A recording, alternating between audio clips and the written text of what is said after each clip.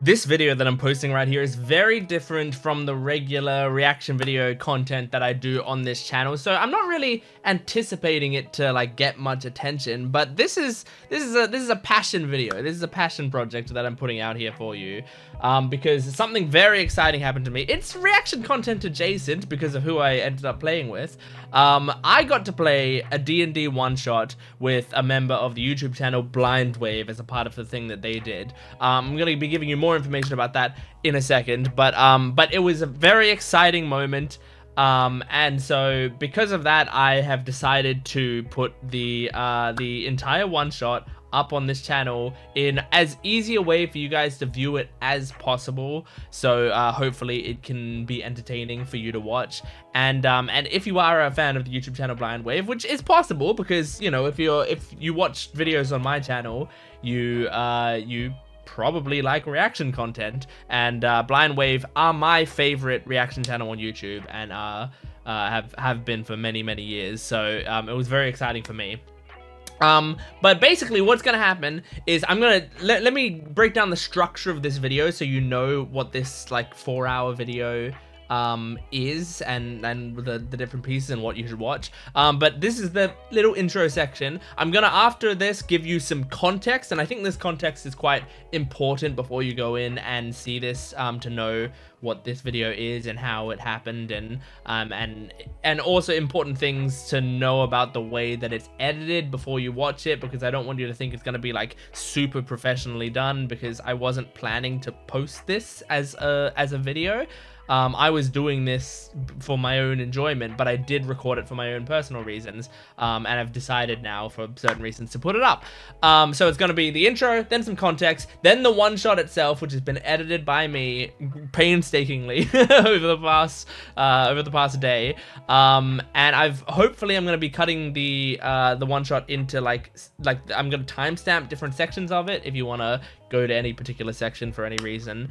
And then there's going to be, after the one shot is done, I'm gonna do a final discussion. So basically I want to talk about like my feelings about the one shot and how and some like really important context about like things that happened in my life that actually were very related to things that happened in the one shot, and actually like affected me kind of heavily based on things that happened in the one shot.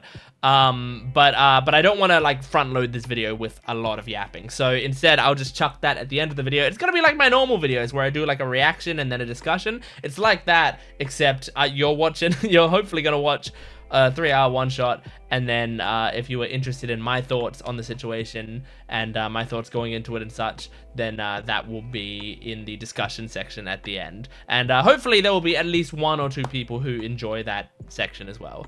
So let's get into the context, because I think this is important. So basically, Blind Wave do a thing called WaveCon, where they do a bunch of different games and live streams and all of this. And for WaveCon, they decided to do a sort of contest where people could sign up, and then they randomly choose different fans who get to be in one-shots with different members of Blind Wave. I think they ran like 4 or 5 one-shots for each of the members of Blind Wave. And so you basically, you just sign up. You don't choose a member or anything. You just sign up saying, I want to play D&D with D&D with Blind Wave, and then they spin a wheel on their podcast and see if any people who gets in there. So I initially didn't sign up for it, but because I originally was like, I don't know if that sounds very nerve-wracking, and I'm like, I don't know how that would go, and so like I'm not gonna do it. And then they posted one day oh, this is your final chance, you know, last chance this is the final day to get in your applications or whatever. And I had just woken up and I was half asleep and so tired, and I was like, you know what, it's like when you're drunk and you have extra bravery. I was so tired, I had the extra bravery to go, you know what, I'm just gonna sign up for it and we'll see how it goes. And then like a week later, I got a message on Discord saying that yes, I was chosen to be one of the players, and that I was going to be in Eric's one shot, which was extremely exciting for me, because Eric, I've always felt like Eric was sort of like a kindred spirit whenever I watch those videos. Like, he's the one I feel like is closest to my personality and my reaction to things and my opinions on media. Like I've always related to him the most. So it felt amazing. It felt like fate and destiny, which that will tie into my character in this one shot. But yeah, so it was really exciting for me, and and it was very scary, like really nerve-wracking, but very exciting. So that was they basically gave us the time, and we all did the one shot. And so basically it was DM'd by someone named Pong, I believe. I hope I'm getting that right. DM'd by a man from the Philippines named Pong, who was really fun, a really great guy to DM our session. I had a great time with it. And then it had several other fans of Blind Wave who also won the contest, as well as Eric himself. From Blind Wave. So so there was, you know, several of us playing this game. Before this one shot happened, none of us had ever spoken to each other before. I mean, maybe like Eric has spoken to Pong, I don't know. But like the fans and all of that, none of us had spoken to each other at all before the footage you're about to see. So just all strangers. Which is part of what makes it like nerve-wracking. You don't know what you're gonna get. Turns out I had such a blast, and I loved the people that we played with, so it was great. Now this video, I wasn't originally going to actually post this publicly. I recorded it just so that I had a video for myself, just on my hard drive that I could watch to remember this moment. That was why I recorded it. But I did end up speaking to Debaba, who works at Blind Wave on Discord, and she was incredibly nice to me and helped me out with a lot of stuff. And I asked her a bunch of questions about you know, the video, and I think they had some technical difficulties for their one shots. And so I found out, you know, they probably weren't going to be posting their version of the footage, and I got express permission to be allowed to post my version of the footage, because, you know, if I have the footage, I might as well share it with other people. And also it allows me to, if there's anyone else in my life that cares about this footage, then they can go and see it. So I got express permission for this from Blind Wave. So I'm not just posting, I'm not going rogue. I'm not just posting it when people thought it was going to be private. But also this video, this is the important part of the context, and I probably should have started with it, but oh well. This video is edited down, so it was about 4 hours and 15 minutes or something that I've edited down to like 3.5 hours or something along those lines. And so basically it's almost fully raw. It's almost raw footage, but I've edited it to hopefully make it a little easier to follow, to show you some of the die rolls that I can, to show you parts of the maps, to, you know, show you when I'm speaking. And I had to edit it in a certain way because the way I recorded the footage was terrible. Like I had my camera overlaying on weird parts, and I was recording too much of the screen and stuff. So I had to edit it pretty heavily. I also cut out basically a lot of gaps in, because we're talking with a delay, so there's a lot of gaps in when we're waiting for other people to talk. I cut out a lot of those just to make it a smoother watching experience, hopefully. And so that should help you watch it and enjoy it more. And I also cut out certain parts where we had technical difficulties or whatever. I didn't want to have to, you had to sit there while we were working out Discord problems or anything like that. So I tried to cut out those as well. But other than that, you know, I've made it authentic, and, you know, it's the authentic experience. You're mostly just watching the one shot as it happened. So yeah, apologies for some of the ways that it goes, because, for example, I would have loved to get the people's face cams, the other players' face cams, because we were playing, it was on my other monitor, people's face cams. There is a short part in this video where I do drag that onto my main monitor so you can see people's faces, but I drag it away again because I need my main monitor for stuff. So there's a short time in the video where you can see everyone's faces as they're playing, but that is only a short time in the video, and the rest of the video you won't be able to see them other than me. You'll just be able to see the map that we're all looking at and such. So if if I had all the time in the world to make like a professional recording of this and all of that, I would have tried to find a way to make sure you could see everything, but that wasn't part of the plan, so that's not what I did. So yeah, that should be all of the context. I know I yapped. There's 10 minutes of yapping. If you want to hear me yap more, I will yap at the end of the video about this one shot. I'm very excited to talk about it, so I'll place that at the end of this video, but please enjoy it. And if you like my vibe at all, if you haven't seen stuff on my channel before, I'm a reaction channel. I do reaction to mostly anime, but also certain TV shows, certain movies, other things. So please feel free to go to playlists on my channel and check out some of my videos, or check out my Jent Watches One Piece channel, because there's a lot of great stuff. I also have a Patreon account if you want to check that out. Yeah, without further ado, sorry for taking up your time. I hope you enjoy the one shot that I enjoyed very, very much. Here it is. While we set up for recording, let me just, I guess, introduce myself. I'm Pong. I'm from the Philippines. I guess some of you know me as a moderator here, but I also a DM for a community here in the Philippines. I'm a DM for like 4 years now, and I've been running Adventures League games. Adventures League is a type of or a format of D&D where anyone can just jump in and play, and as long as everyone is following the rules of Adventures League, anyone can play at anyone's table. So yeah, that's the format we play here. It's up to you if you want to use the dice roller in Owlbear or roll your physical dice. I trust all of you that you will tell the truth. That's awfully trusting considering you don't know us. I mean, my personal theory is if you're cheating at D&D, you need to reconcile that with your own belief system. I mean, what's the point? Oh, and aside from that, of course, we are playing the Bork Father. It is written by a Filipino like me. So there would be names of characters and places in Tagalog. So, of course, I will tell you how to pronounce them. And aside from that, there are trigger warnings. Of course, I posted it in the channel. But as a reminder, there's content warnings of animal abandonment, grief and mourning, mentions of depression, and death. Maybe. Yeah. Maybe. Yeah. If we do it wrong. As any good D&D story starts, we all are starting within a tavern. So let me just move your tokens.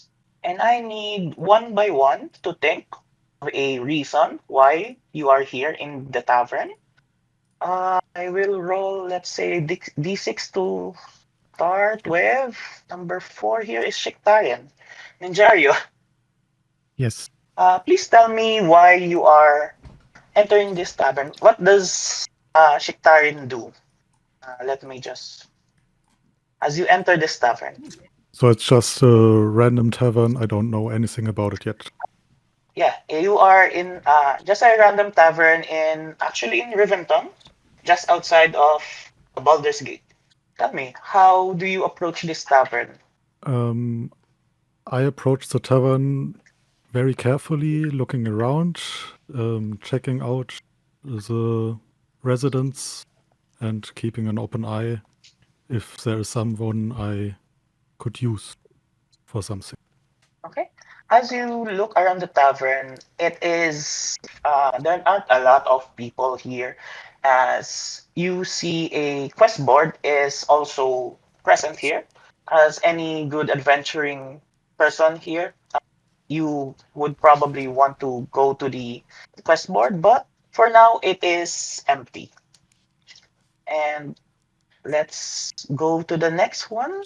Evan, you also enter this tavern. I walk in. I've been traveling for a long time. I think I walk in. I've already summoned my familiar, so they're just kind of hanging out on my shoulder. There's a cat with wings that's just kind of hanging out, slumped over my shoulder, and I just look around for an open seat, and I just kind of plop down in one and an empty table, and then my cat kind of flies down and then kind of circles around my chair. As you take a seat, we have our next person entering the tavern as well, Sigmund.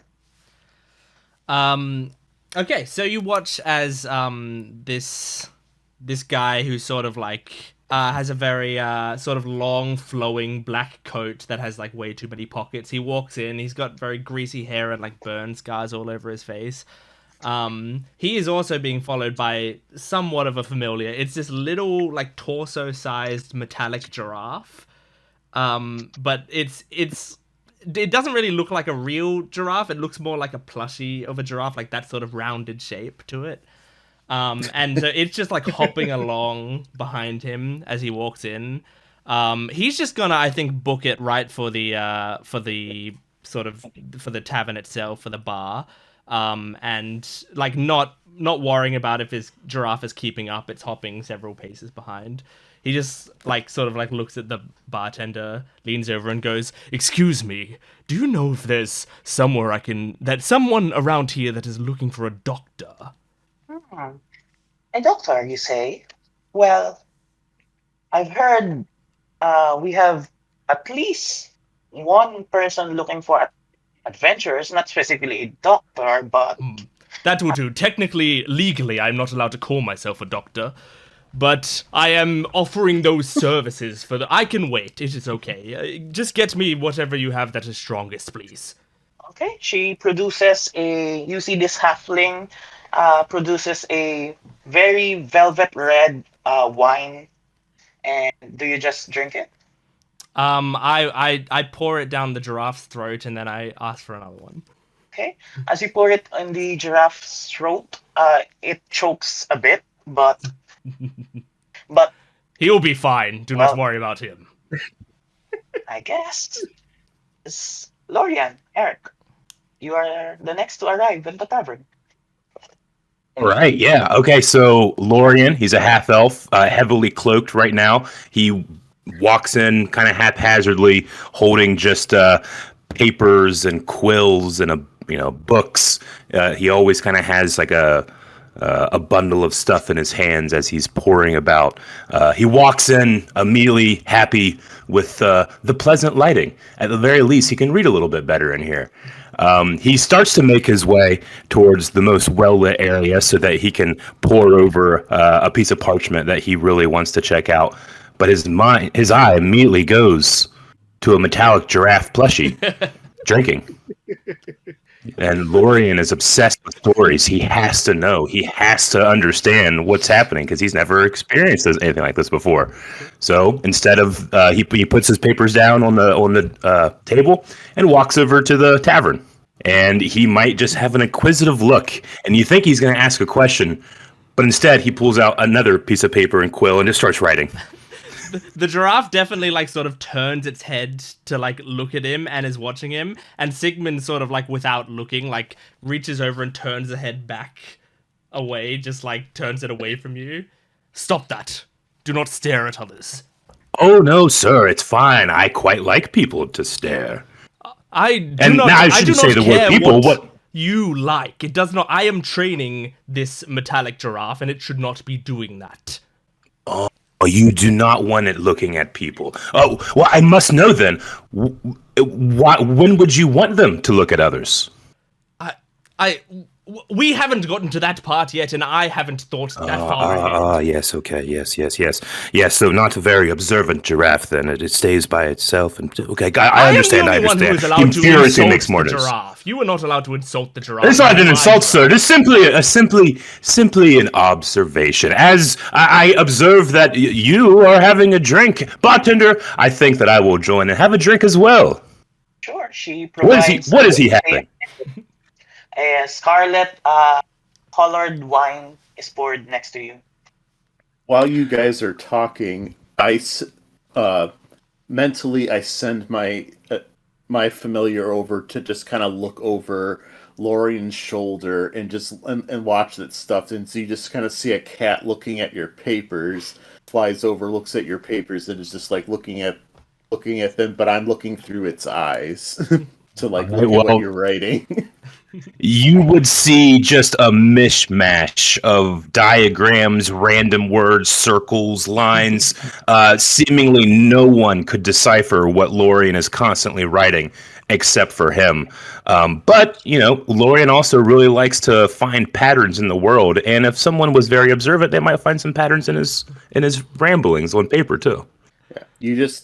You just look over and you just see this cat look like reading your notes. Wonderful creatures. So intelligent. And I just write down how much I enjoy the cat pondering my notes. As the cat ponders on your notes, Durgan enters the tavern. What do you do? Okay. What you guys see as Durgan enters the tavern is a stout dwarf. Long red beard, long red hair, these analytic eyes, and a beard that is still smoking from the day's work at the blacksmith. He looks to be deep in thought, or maybe that's just his usual face of constant perception or constant just non-smiling. And he's going to enter and kind of look to the job board first. Has been any responses to his blacksmith services posting? And if there is none, he kind of sighs, grumbles in Dwarvish, before making his way over to the bar over here to kind of just drink. As he passes by Lorien and Sigmund, he kind of gives them secondary glances, mostly because of the wide variety of animals that appear to be around them, and kind of has that single thought of, well, this seems a little unsanitary, but but nevertheless, he's still going to move past us and take a seat right here. And immediately just request in a low voice, "Hello, your strongest drink, please." Hey, Durgan. This time, she provides you a yellow liquid. This is a form of beer, but it's her own brew, as you know. Of course, no one's been taking your request on the board. I'm pretty sure I have to take it down soon, but are you sure you want to keep posting it? Well, it is the only way to kind of get my services out there, as far as I know. There have been no other responses. Well, And you are strong, but Durgan Yes. nods, and he's like, the only request still for adventuring, I suppose. well, I do have a new one. It should be an easy job. I think something's just missing. You have to find it, but I'll be posting it soon. Don't worry.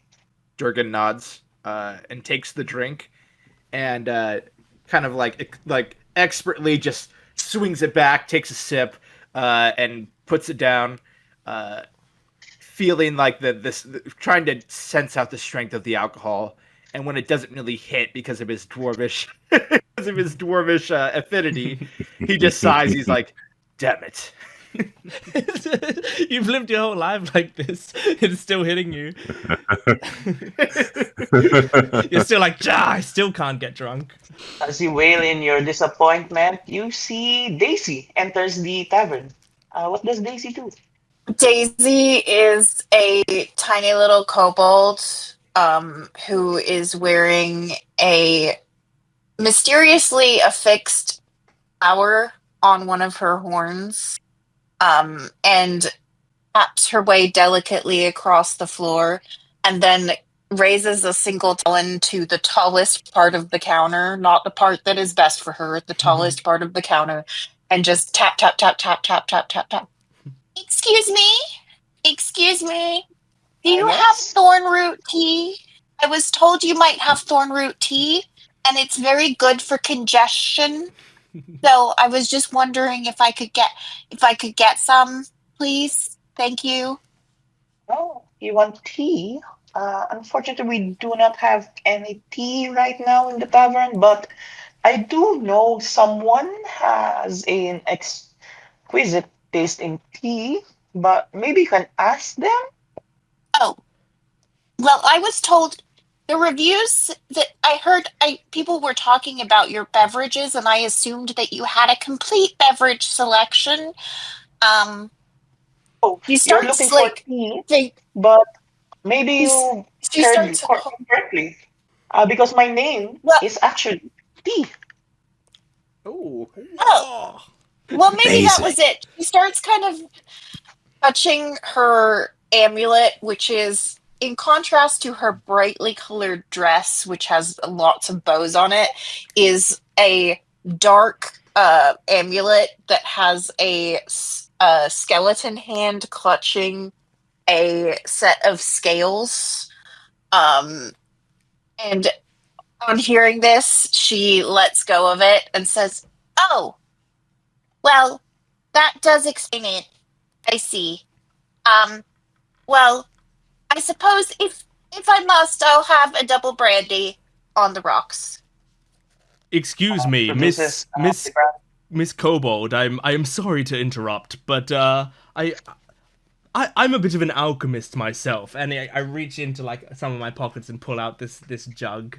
And I'm like, this jug can produce all sorts of liquids. If it is tea you are looking for, all it requires is a few of the right ingredients. And I start pouring in like random different liquids into the jug and closing it and shaking it like a martini glass. And I go, now Oh my goodness. let us see if this is what you're desiring. And I like grab one of the cups and pour it into it, and I like slide it across to you. It probably tastes like a fusion of like honey and dirt. It tastes like leaf water. Is that not what tea is? No. Well, there is much It's I have very to different. learn. The bartender looks at you and asks, there is a corkage fee here, as you are not allowed to sell your own wares here. So I was not look at- affiliated with this. I just want to. I did not ask for any compensation. I fail to see how that is a sale. well, you are still giving drinks, but that trick is quite amusing. You create your own Well, beverages? Well, yes, it is. We a know that the device gods I found. reward anyone who offers. So, your divine reward, you will owe a percentage of to this establishment. Well, regardless, I Well- need it not. Well, I think someone would appreciate your talents here. Wait, let me just take something here. As she produces a parchment paper and shows it to everyone. Actually, announces it to the entire tavern. Okay, guys. I do have an emergency. Stands up on the counter. Emergency request here. Any adventurers willing to take the job? Yes, Caravan stands up in the us. Okay. As you stand up, she starts handing out parchment papers to everyone who are interested. And within the letter and the parchment, it just says, request for researchers to find a missing piece of the sky. Please Missing piece go of the to the sky? Mazagana Is that what he said, Astral sorry? Observatory. Yes, Look at it this. says a missing piece of the sky. Of the sky. Despite being indoors, Daisy looks up, like, just checking. Durgan, whose focus has been on this like interaction between Daisy and Simon, because that was that was entertaining. He kind of regards the parchment as well, and kind of gruffs at the statement. He's like, "How does one lose a piece of the sky?" And but there is kind of a glow in his eyes of curiosity and interest at this point. And Erevan approaches the bar next to where his cat is and also takes one of the takes the flyer and starts reading it intently. Lorian is poring over his notes and brings out a piece of parchment, a report from almost 60 years ago of someone that claimed to be hit by a piece of falling sky. But there's a little note at the very bottom that says that when Lorian investigated, he thought that it was really an attack by a neighbor. So his notes don't help. I mean, sometimes when there's a storm, it feels like the sky is falling. Yeah, and that's always the most interesting part, what it feels like, not what it is. Exactly. And he writes more. As the bartender announces, okay, anyone interested with the job, just please sign the contract attached to the parchment, and you will be teleported to the required location, I think. Instantly. We're just jumping right into it, are we? Well, the one who gave me this parchments is a very powerful friend of mine, so I'm pretty sure that the travel will be instantaneous. Well, I will do it, but I'm going to wait till someone else does it first. Daisy would like to read the fine print. Is there a very small paragraph at the bottom of this paper? Okay, this is our very first roll for today. Make me an Oh, great. investigation check. We love to see it. Read the terms and agreements. Investigate. That does make sense. Okay, let's see. Always check the fine Oh, print. it's a straight roll. And my browser is being slow, so I'm gonna roll it on my phone, but I will show you if you would like. It's a straight roll, and it's an 18. Nice. Not bad. Okay. Not With an bad. 18, you see that the contract is straightforward. You are to look for a missing piece of the sky, and you will be paid in gold. But Okay. Daisy, something piques your interest within the contract, as it also says cookies and tea will be provided.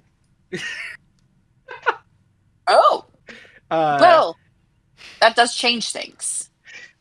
As Daisy looks over the contract, Durgan looks over and sees that this kobold seems very scanning. Seems to be scanning the contract with very very intense eyes. And Durgan leans over and he's like, "Do you see anything fishy about this contract? Should I be worried if I am considering signing?" Only if the cookie quality is not up to expectation. Durgan's There are eyes no narrow. parameters set down. Durgan's for the eyes cookie. narrow, and he kind of nods, and he's like, I have more prevalence towards oatmeal, but I suppose, yes, I can see the appeal when it comes to cookies, you said? Very well. Cookies, yes. And tea, which is good, because some establishments don't carry it when they should. Make me an intimidation check on the bartender. Oh dear. You're gonna get this place shut down. Let's see. Intimidation. Oh, we have I'm right. I forgot. I'm a charismatic little girl. Yeah. Yeah. That's up. Tragically, that is an 11. With an 11, she just stares at you. She just stares at you and takes away your drink. Okay, I think that's enough for you tonight. Hurtful. Excuse me, that's the drink that I gave her. It's in the middle of the day. This is an insurance nightmare, really. Well, if you don't like my drinks, you can just go and find All your I'm own. saying is, if your name is tea, having tea would be a great gimmick. It is marketing wildfire. As you said that, you just see her write something on a piece of paper. She tries to hide it, but you can just see it. You've Everyone just can been see it. you've just been trespassed from the bar. There's gonna be a little kobold portrait on the wall. Do not serve. Do not serve. For the love of all that is holy, somebody sign the document so I can sign it second. Erevan goes ahead and signs it. I'm gonna do it second. As Erevan signs, you are reported. You see a puff of smoke appears next to below Erevan, and you see as if the starry night is conjured below him, and he is teleported away. Ooh. Bye. Nice. Well, Lorian just immediately stands up. Because of the teleportation, and says, "Oh my goodness, a contract like this must be tied to a fantastic story, and I must be the person to tell it." And he immediately, with his own quill, writes his name on the parchment. Write your name. You are teleported away in a dust of starlight. before I sign mine, I'm just gonna make sure to like hold my my giraffe tight and hope that he gets transported along with me as I sign my name really sloppily on the line. As you sign your name, both you and your giraffe just teleported away. Durgan takes a moment to look over the contract once more before reaching into his side and pulling on these kind of ironclad gauntlets with a look of seemingly like just focused determination before turning to T and being like holding up the mug. He's like, "Is it okay if I take this with me? I've already paid for it." I guess. Durgan nods. He's like, "Thank you," and he'll go ahead and sign the contract with just his gruff signature.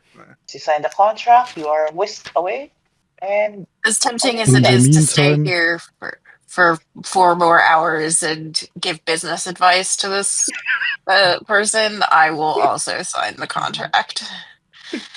as you sign the contract, you are whisked away. In the meantime, You didn't see Chintario this, has been- but the bartender T was about to cast a spell on you, but you were whisked away before. Just in time. In the meantime, Chinchario has been watching very intently, noting everything that has happened, and is slowly approaching the bar in a very chill and slow manner, and asks, "Oh, what the hell? I will join too." Ooh. Why are you asking me? As you are whisked away, as everyone has been whisked away, you feel like you are teleported to somewhere that is off-world. As you land here, as you see a Acknowledge. as you see an elf coming down the stairs towards you guys. With him is a tray of cookies and tea. Oh, hello. Hi, are you the ones who answered my call? Yes, sir, we are indeed. Hi. My name is Elmandar, and welcome to my observatory. As you look around, it is a beautiful observatory looking at the starry night sky, but you do notice that it is quite a mess right now. You see parchment, scrolls, books all around you, just scattered all around. I would like everyone to roll me an investigation check to see what's going on here. I was gonna say, do I recognize the name at all? 17. Breaking the ice. That's a natural 1 from your girl. Yeah. I got an 18. I also got a natural one. Yes. But it, yeah. We don't know anything that's going on here. I also got a natural one. Lorian looks around at the mess. Lorian looks around at the mess, and he just writes in his messy notepad like disorganized. Daisy That's leans it. over because she assumes that Lorian is writing something very important and relevant, and it is just the word disorganized. Durgan kind of looks around. This is far beyond his area of expertise. He is familiar with the blacksmith shop, and this is no blacksmith shop, so he just takes a sip of his drink. Elmander does provide the cookies and tea to everyone. But for those who rolled a 12 and up, the DC was 12, you all notice that all of the parchment, scrolls, and books are looking at a specific star system, to just one star system called Canis Ascalaris.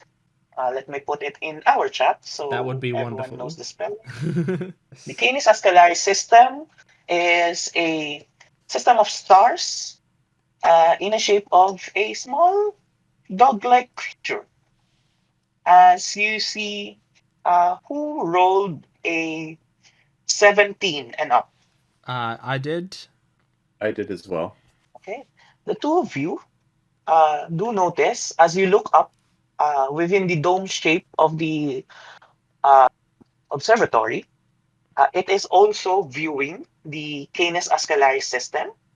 But with a 17, you notice that one of the stars, the brightest one, is missing.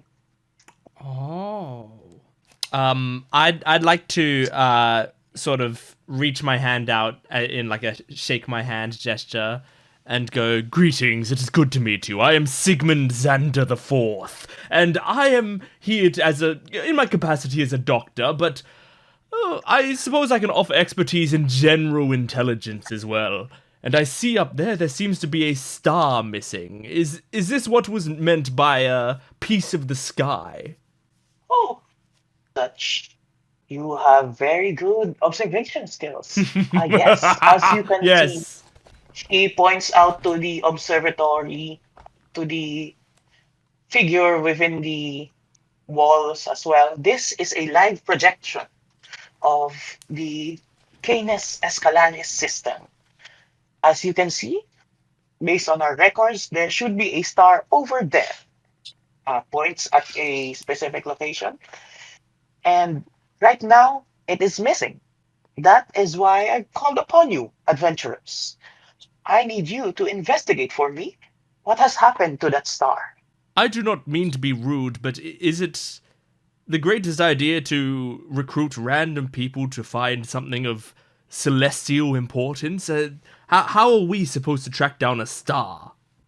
I will I will provide you, of course, your way to there, but there is at least one sentient planet within, well, a planet with sentience within the Canis Ascalaris system. So I need you to go there and investigate, ask the locals why one of their stars disappeared. Mm. Can I ask a question? Of course. Have you looked really, really hard?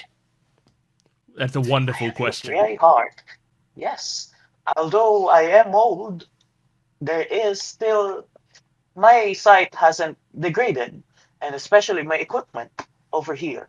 As he uh, goes to his telescope and he shows you how accurate the telescope is. He zooms in towards the tavern that you guys were, and you see T just over there, writing down notes. She is now writing as the telescope zooms in. She is writing uh, what you suggested. She starts planning to add tea to her tavern. As you can see, my telescope is very accurate and can see almost anywhere. And so I tried to look where the missing star is, but to no avail. Lorian, do you know anything about dog stars? Lorian checks his notes. Should I do like a check, maybe? Make me a history check. History +2. I hope you just find the star and this is over. Yeah, that would be really great if you could There just it is. find the star for us. Yeah. All right, that's a 12.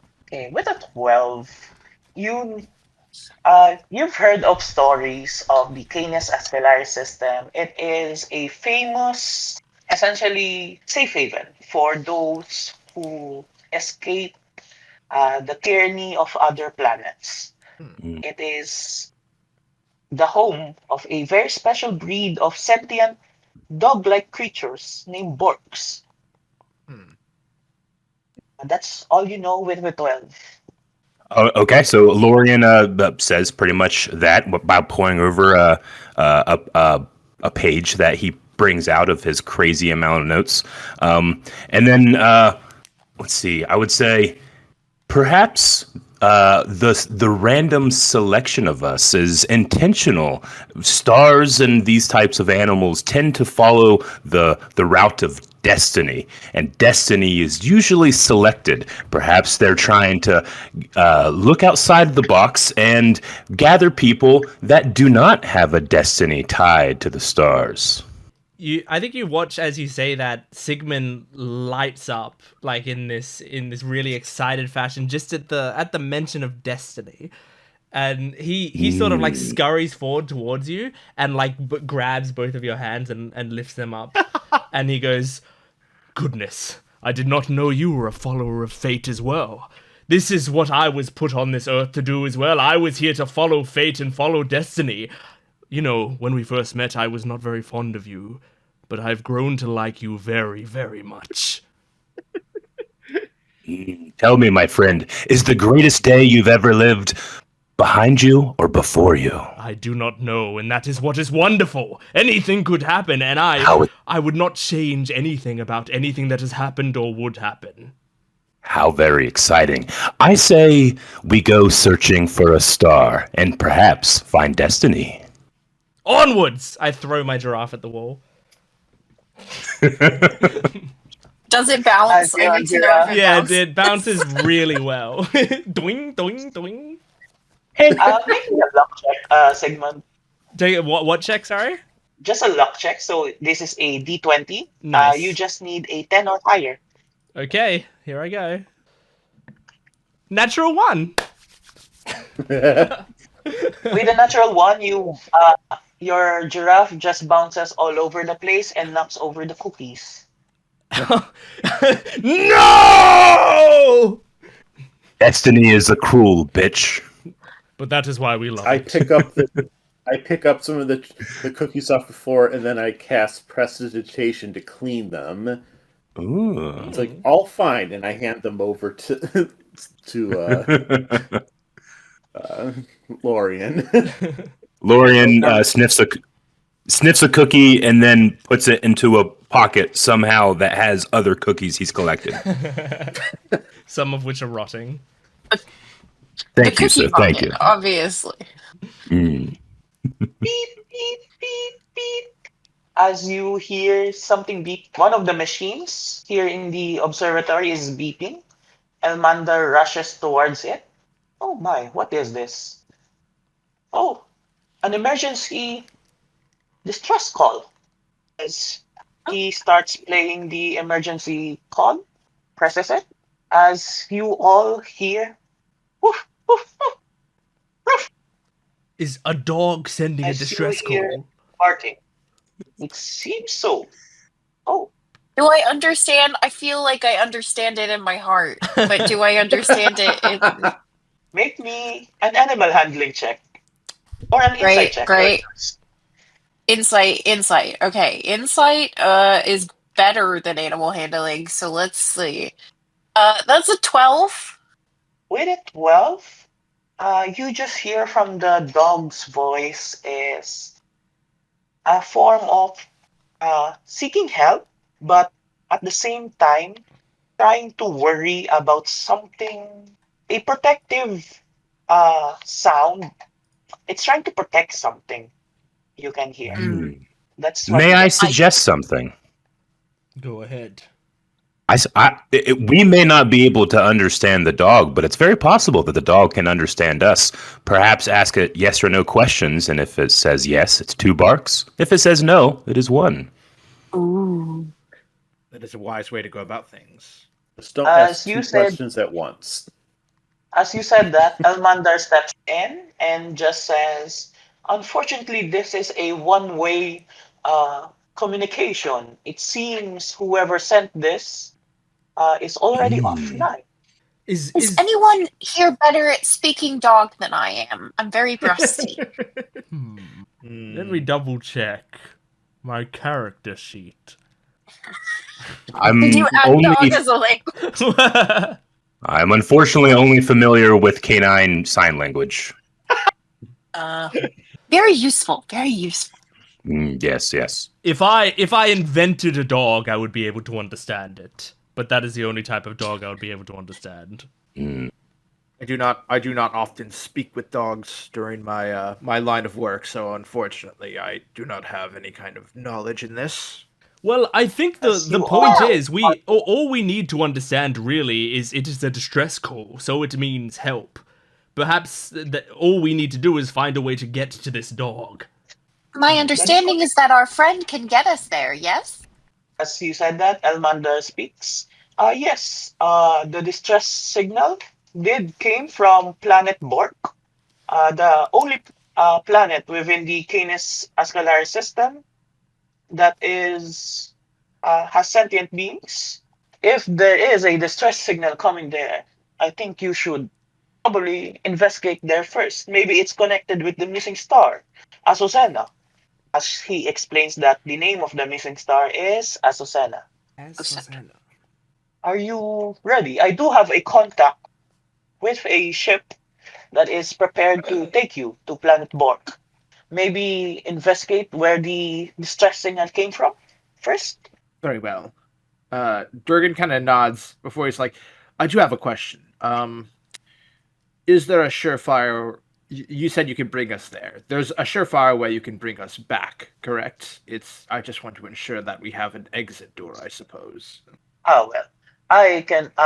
the ship captain that I am hiring will be staying with you and will be retrieving you once your mission is done. And if that does not Durgan happen, we nod. can just live with the dogs. Durgan considers that, and he's like, if it comes to that, yes, but I much prefer home. Well, what is the name of this ship captain? I would like to meet him, her, or them.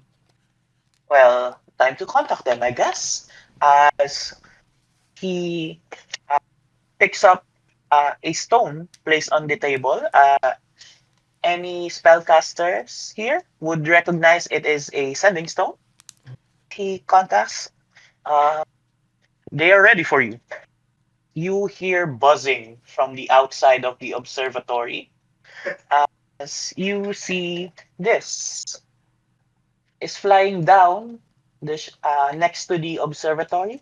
Aw. Oh, Oh, awesome. My wife would hate this shit. yeah. I think I hate this shit. Like, I like it in theory, but in practice, no. It looks good on paper, but no. Yeah. I think as it's far away, I'm like swiping at it, thinking it's like right in front of my face, and then it gets closer. As it docks next to the observatory, you see its tail goes down and a door opens up at the end of it. As you see this blue tiefling comes out. Well, hello there. Hi. The name's Lucky. I will be your captain for today. Are you my passengers? I suppose so. Durgan nods. Yes, greetings. I am Sigmund Xander the Fourth. The fourth. What happened to the first three? Well, there was actually only one other Sigmund Xander. We skipped a few numbers. Oh, I guess you don't know how to count then. It's an ailment. Well, I am Lucky. Would you like a I am your cookie? daughter. Well, of course. This came from Elmander, does it?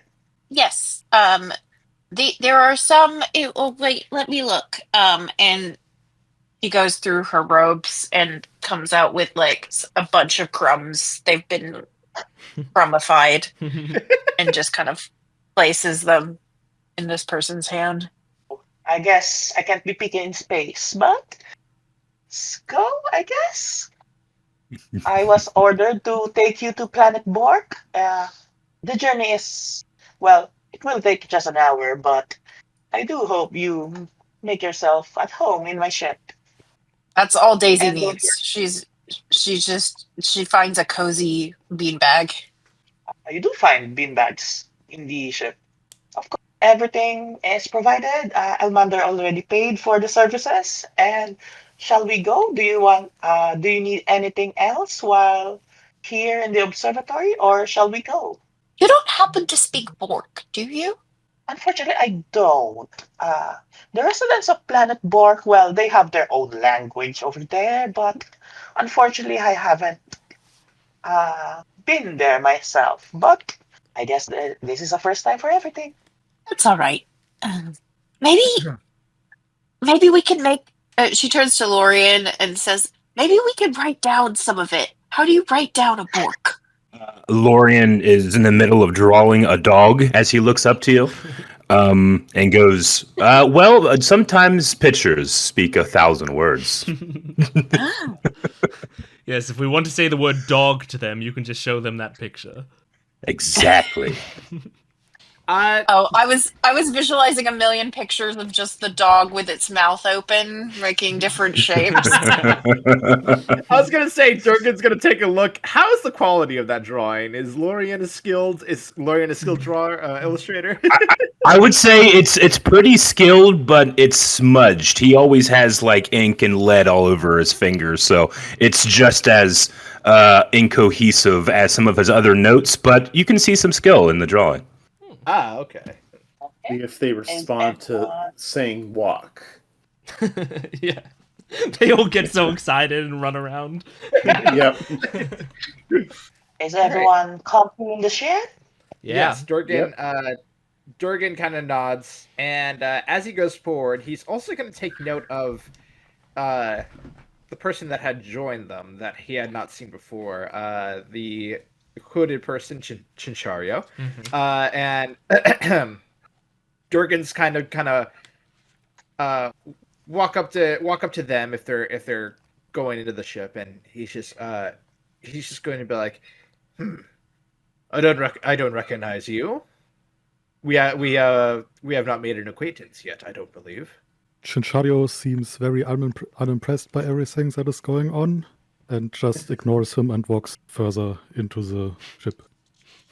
Durgan kind of tugs on his beard as Chinchario walks by, just kind of mutters in Dwarvish, "Well, you don't need to be rude about it." He gave it his best shot. Is everyone ready? As Lucky asked the crew. Yes. Okay, I'm bringing you to the last. We're trying to pinpoint the location of where you received that distress signal, right? Yes, exactly. Okay, let's go. Does anyone do anything as the trip lasts for at least 1 hour? Do you do anything within the ship? I'd like to. Oh, sorry. You go ahead. Well, I was just going to say, Lorien might go around and just kind of subtly sniff everybody, knowing that we're going to a planet that has canine creatures. They can be very, very affected by smell. So he just wants to subtly, and not offensively, just try to make sure no one has a smell that's going to mix poorly with dog communication. I think mine might be similar to maybe Durgan's, which is just like a very smoky smell to it. You know, like a thick smoke that, like from a bonfire, that wouldn't leave your hair. Yeah, Okay. I would say Durgan's is a very like a smell of a campfire, but also like the kind of the grime of oil, you know, that kind of thing, like just like metal against oil. So yeah, he's Daisy uses scale oil because it's so annoying when your scales get dried out. But I think what she is rubbing this into her claws, and also preparing her spell. I mean, I guess we've started the day, but narratively, she's picking her spells for the day, and is doing kind of like you can't really tell if it's like a prayer or an argument that she's having with herself. It would be nice to do that today, but I think it is better if we do this. No, not today. I think Sigmund sort of wants like everyone to sort of be in the room as he like addresses the group and goes, It seems we are going to be traveling together for quite a while, and I think it is only proper. I have not learned a single name here. Now, I, myself, I don't know if anyone caught it. I am Sigmund Xander the Fourth. Now, The fourth. what is all of your names? My Daisy. name is Daisy. Nice to meet you. I'm Lorian. I am See, that's clever Erevan. because you write about stories. Oh, I'm sorry, I cut you off. Please say it again. I am Erevan. Nice to meet you all. In fact, Lorian is the reason I became so obsessed with lore, having that name first, not the other way around. Interesting. That was not my guess.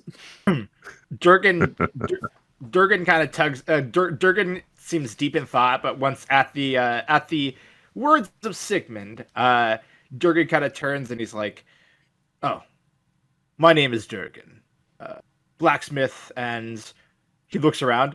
I suppose adventurer for now. And what about you, And quiet meanwhile- adventurer?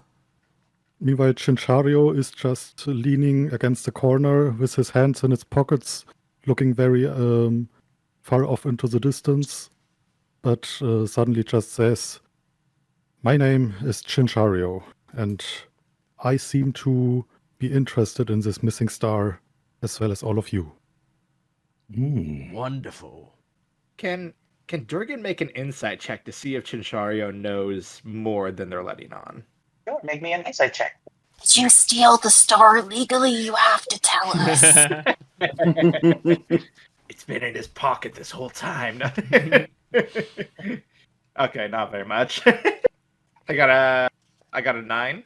With a 9, Chinchario seems just indifferent of you guys and is not involved in anything you think. Well, Okay. is everyone here willing to die? I think we should ask that first and foremost, because whenever you go on something like this, it is always possible for somebody to become deceased. Durgan immediately turns. Excuse me? You must always Death is- prepare for that. We are traveling to another planet right now, and a ship we know nothing about, and a driver we know nothing about, and dogs are probably going to feast on our bones. So you should be prepared that you could die at any time now.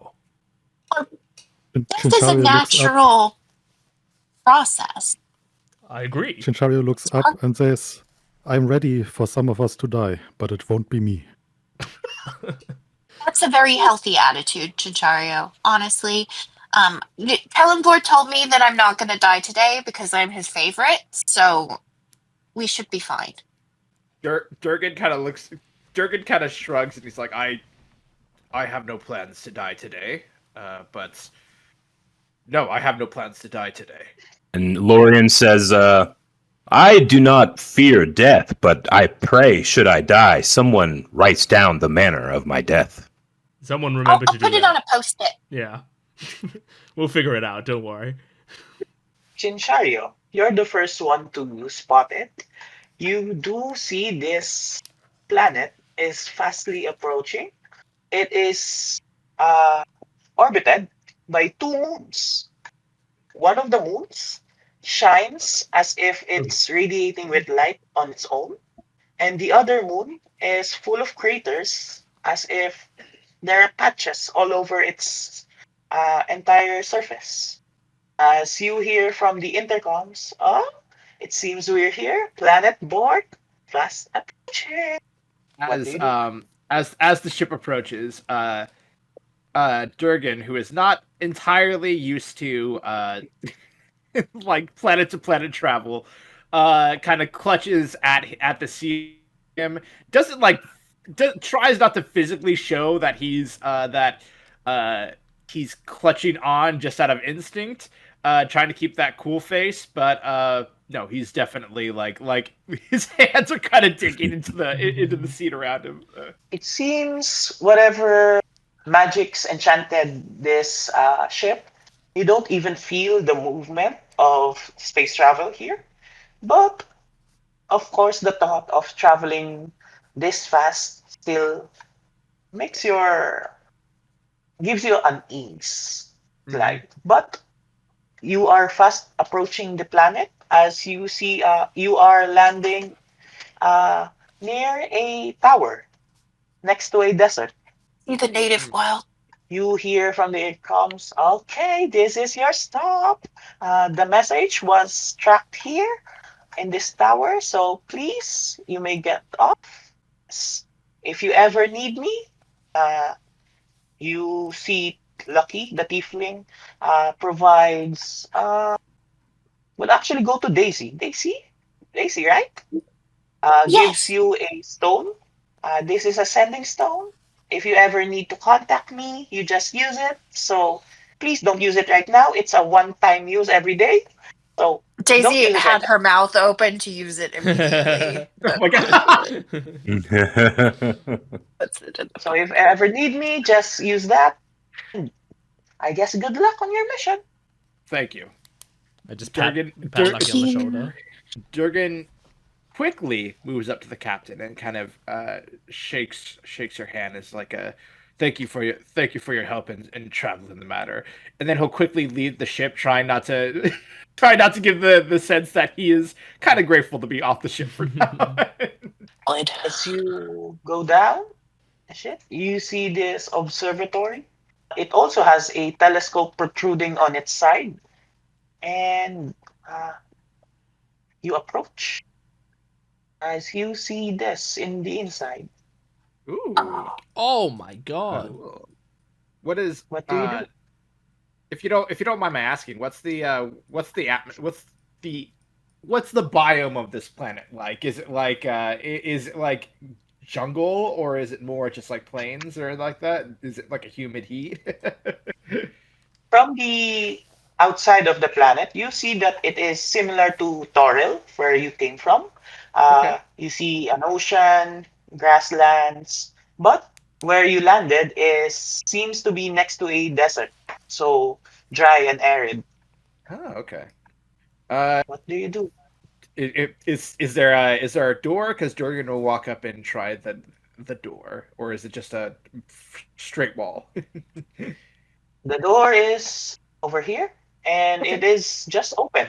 Okay. Durgan walks forward, begins to push it open, kind of hesitates. He's like, "You don't think it rude to just enter the place, right? I'm not sure about the customs here." I would be more worried about this door being what gets you killed. Durgan However, looks there's back. nothing we can do, so go ahead. Good luck.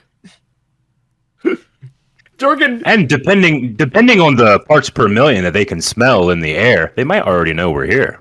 That is very true. Yes. Humans are especially stinky. Mm. Especially this group of humans. I have written down how you all smell.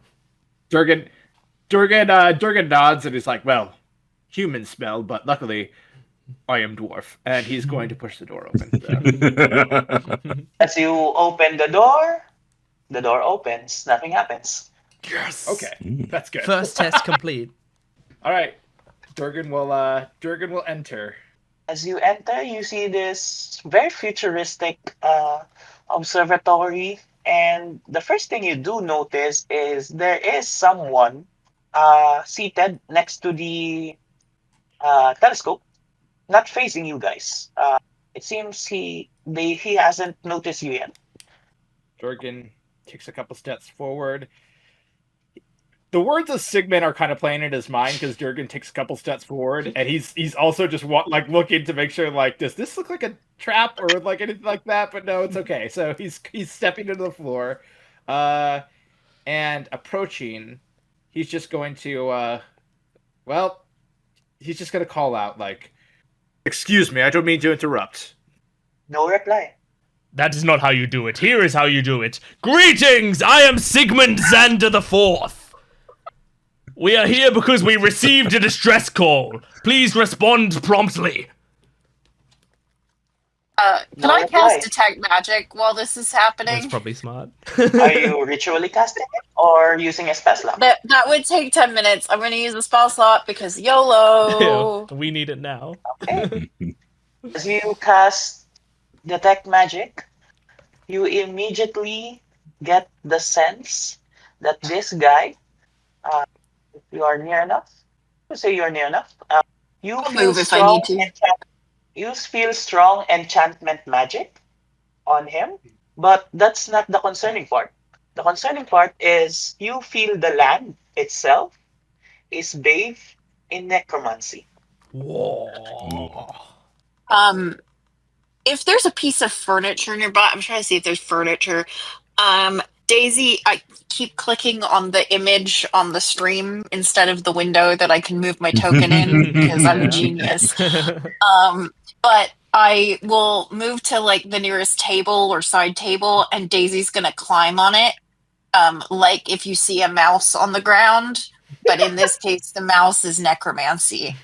And she is, to be clear, a cleric of necromancy. But she is gonna move and stand on this table and say, I think they've been enchanted in some way, and this whole land is, I'm gonna be honest with you all, the vibe is really bad. Jurgen kind of looks, it's like really, really bad as in death, or really bad because Jurgen's starting to bag like Jurgen's like, Death, what kind of bad? Specifically death. Yes, very specifically death. Jurgen vibe. takes, But not like the good death vibe, like the kind of death vibe. Jurgen takes some steps this way. Okay, I have been saying this for hours. This is nothing new. Jurgen looks back up towards this person up here, and is going to shout out again. Well, I would really like an explanation. I feel like we should all get explanations now, especially since there is death magic, according to our friend here. No They have reply. been enchanted in some way. Okay, well, if there's no reply, I think Sigmund would like to walk up, because these are stairs here, right? So can Sigmund like walk up to this guy and approach? As you approach the guy, you see him. You're an artificer, so you see a slight shimmer within his body. Make me an Arcana check. Oh, boy. Yes. Okay, I'm good at that. If this is all one big trap. Oh well, we'll see. 21. Just for one. Hey, with a 21, you do notice that something is afflicting him. You think this is a modified version of the hold person spell, in that it has been transformed into a curse-like magic, and he is no longer moving because of that. Is there? Do I think I can see if there's anything particular currently doing the holding on him? Like if an object is doing it, or someone is doing it, or if it's just like, coming from nowhere in particular. With a 21, you think he was afflicted by it. An external source has afflicted it to him, and you aren't sure what it is. Okay. But since you are there, make me an investigation check. Sure thing. That's a 15. 15 is enough to look at the screens where he was looking. It is his telescope is currently pointed at the location where the star went missing. Okay. So Senna, I'm going to immediately cover the eye hole of the telescope, and I'm going to turn to the rest of them and go, it seems this one has been paralyzed, hence him not replying to our boisterous yelling. Now, I believe it could be because he was looking through this telescope at where this star went missing. There may be a curse on it, but I do not know that for sure. Only a hypothesis. as you finish saying that, you just hear one of the side doors open up. As you see this coming up, a white dog just runs towards next to you, Sigmund, Oh, goodness. and is just barking at you. Woof! Ruff! Well, we established I don't speak dog. Sit! Does the barking? I mean, you're doing quite cute barking. Does the barking sound cute, or is the barking like I'm gonna try to bite you barking? Make an insight check, everyone. Oh, okay. I'm gonna say I have an Australian Shepherd, and sometimes those two things are not mutually exclusive. It's true. Ooh. I got a dirty 20 on it. Plus 3. I will actually take the highest roll. Anyone higher than a 20? 17. Nope. 24. Insight is my Ooh. jam. Nice. Wow. Okay, Daisy, you're the one who first realized. Anyone higher than 24? Nope. Okay.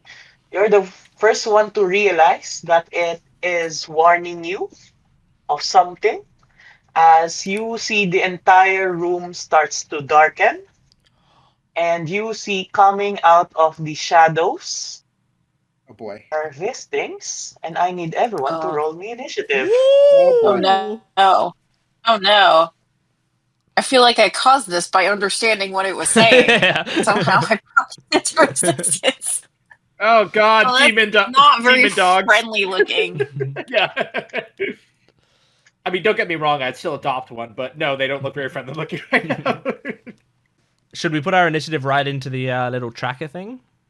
Yes, please.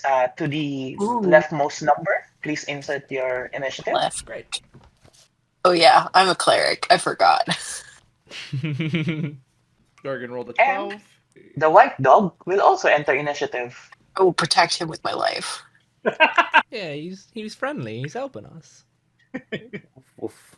If this dog dies, we lose this one shot. That's just That's just Yeah. Yeah. Those are our win conditions. We've established them now. Well, except the tracker right now says the dog has it said 4 health, but now it's 11 health. So it's okay. It's fine. I'll be rolling initiative as well. This is for the white dog. It's not bad. That's good. And let's roll for the biggest one. We Yes. start Yes. initiative with Erevan. Let's go. What do? You see these 4 dogs. One of them is larger than the others. They seemingly came out of the shadows and are made out of shadows. But what do you do? Well, at the first sign of hostility with them, he draws his scimitar and he taps it across his body, and he casts mage armor. And so he has this kind of glowing set that looks like he's now wearing a set of armor, but it's like semi-transparent glowing. And then he starts swinging the sword, twirling the sword around, which looks like it's not really doing anything. But if you look very closely, you see that he's it's like he's writing and tracing sigils in the air. As a bonus action, I go into the blade song, both of which means and that's going to be my turn, but both of which means my AC goes up by a bit. Should be at 19 now. Nice. And as I square up with the shadow one that's right in front of me. As you try to swing your sword around, activating your blade song, it is the white dog's turn. It will actually go to you and try to nibble on your hand where you are holding your sword and try to tug the hand you are using, holding your sword. You may make me an insight check. Okay. If one of us spoke dog, this one shot would be so easy. Half of it's just us trying to understand what they're trying to tell us. I mean, Speaks with Animals is a spell that we could have. Yeah. I don't think Do any of us we- do so have we it. Actually, I added the wrong. It's an 8. With an 8, you're not sure, but it wants something from you, but you're not sure why. Okay. That's often how I feel about my dog. Yeah. Daisy, you have line of sight of this. Since you were rolling high earlier, you may also make me a free insight check. Ooh. Oh my goodness. I love free insight. You'll become the dog whisperer. Yes. I mean, I'll be whispering in a language it doesn't understand, but sure. Okay, I'm putting a screenshot of this in the chat because it is a 25 off of a critical success. Nice. Which Oh my means that gosh. it's got to be all ones from here on out. That's great. Well done. With a natural 20, you do feel that this dog is begging Erevan to not hurt this dog. That's what you Oh, feel. It thought that Oh. Erevan will be attacking because of the sword, the swinging of the sword, and this one is begging not to attack. Oh no. okay. So I will say, it says don't attack. It says don't attack. Okay, that That's is all the I can white do. dog's turn. Lorian, it's your turn. Okay. I'm gonna see if this will work. I want to cast minor illusion, and I'm gonna do a sound. And the sound that I want to cast is now I have to look here and see. 30 feet, 5 feet range area. I want to cast like a the like, almost like a calming sound that you would hear from like a mother dog whenever they're trying to get their puppies to calm down. So just the dogs around me in a 30 feet area hear this calming illusion. Does that work? Lorian, Is that how minor? Okay. Yeah, I think that works. you can do that. I've never played make, Bard before, so I'm trying. Great. Perfect. Make me a performance or deception check, your choice of which skill to deceive this dog. Sorry, you roboted a little bit. Make a what? Either a deception or performance check. I will do performance because I get +6. All right, performance 11. Okay, I will make a roll as well for an insight check from the dogs. I will use the biggest dog. I'm telling you that they have a +1, and let's see if they can beat the 11. Ooh. With a 7, they all pause Oh boy. and look towards where the sound is coming from. But it's their turn now. After that, will you be moving, Lorian? I will. I'm gonna try to get into some type of cover. Okay. I guess maybe just on the other side of this. With that, it is this dog's turn. Because of the distraction, it will spend its time trying to look for the sound, and it will make a roll. But with a 17 plus 1, 18, it does notice that it is nothing in particular, and it is a fake sound. Okay. So it is no longer distracted. Next is this dog.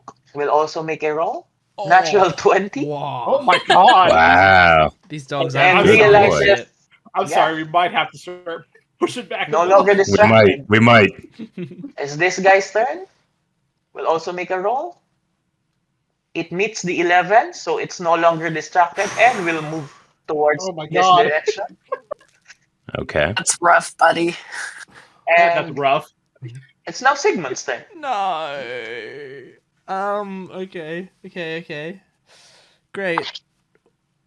Oh man. What decision should I make about these dogs that are potentially innocent? I think all right. Let's try to be creative before we start killing. I'm just going to try to purely sort of be intimidating in a way. So I'm going to just like rush down the stairs towards this dog down here and taking out my alchemy jug, which can produce different liquids. I think I'm just going to take it out and shake it, like having seen that seemingly the white dog doesn't want us to kill these dogs. I'm going to instead just like look at the dog and then splash it with oil. Just like take a huge, a big jug of oil and just completely splash it over the dog and go, "Stop! Bad dog! Down! All of you, down!" Okay. Your choice of intimidation or pet animal handling. Okay. And with that, I'll give you advantage. Yes! Awesome, thank you. Alright, I'll go intimidation on that one. +3 with advantage. All right. Just a 13. A 13 is enough that this guy lowers his head in. He is a bit scared of you, but with that, I'll give you a free perception check. Okay, sure. My perception is not very good. It's a -1. Oh, Chinshario is next to it. You may also make me a perception check. And I hope you do Just well. actually a 15. With a 15, you do see that this dog, the shadow surrounding it, is as if the shadow is coating it. It's surrounding it. It is not actually its fur, as you pierce through. You see piercing through a celestial light underneath the shadow. Yeah, it's radiating celestial light. Interesting. So that is your turn, Sigmund. Do you want? Do you have any bonus action? I think. Well, technically, my giraffe could do something as a bonus action, but I think he's just gonna come and follow me, and I'm not gonna have him do anything quite yet. So that'll be the end of my turn. Okay, Durgan, take your turn. Okay. So Durgan is looking at these dogs, remembering that Daisy had said not to hurt them, but also realizing that any attack I do, since they only have 4 health, will probably kill them. So what Durgan is going to do instead is, this is going to be a bit of improv right here. He's just gonna lower his shoulder and charge at this dog that's in front of Erevan and try to shove him. You know, that kind of thing. Try his best not to do non-lethal, but basically use his strength to shove this dog away and try to get it away from Erevan. Okay. With that, you want to control your strength. I would like you to make a athletics check. Athletics, okay. Okay, athletics isn't bad. Oh, 22. Oh, With a 22, give me an animal handling check with advantage. Okay. Animal handling is not as strong, but it's advantage, so we'll see what happens. You just need a 12. I unfortunately rolled a 10. No. My highest is a 10. Okay. But with a 10, you seem the dog is joining you. Actually, no inside check needed. You feel that this dog thinks you are playing with it as you try to tackle it down. But with that animal handling check, it is not enough to fully pacify it. Okay. So, yeah. All Is right. that your turn, Durgan? That is the end of my turn. It's hard being the fighter and having the thing of don't kill them. I know. I was thinking of all the ways I could kill these dogs. I do one thing. And it's your turn, Chinshario. Can I just make myself kind of in a way that the dogs don't notice me? You may do a stealth check if you want as an action. That's a 10. With a 10, unfortunately, you think the dog still has an eye on you. And yeah. Do you do anything else? Mm, You know that this dog, at the very least, is coated in shadows, but underneath is celestial light, you see. He's also coated in oil. Well, that is true. I think we'll just observe what will happen next. Okay. It is now the biggest one.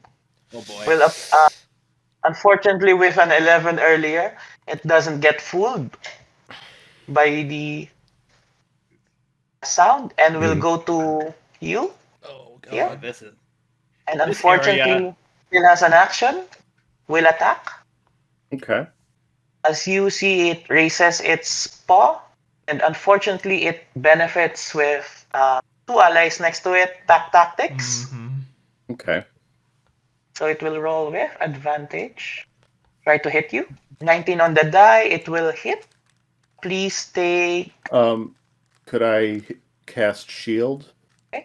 That brings Yeah. your AC to 24 temporarily. that misses. Yes, nice.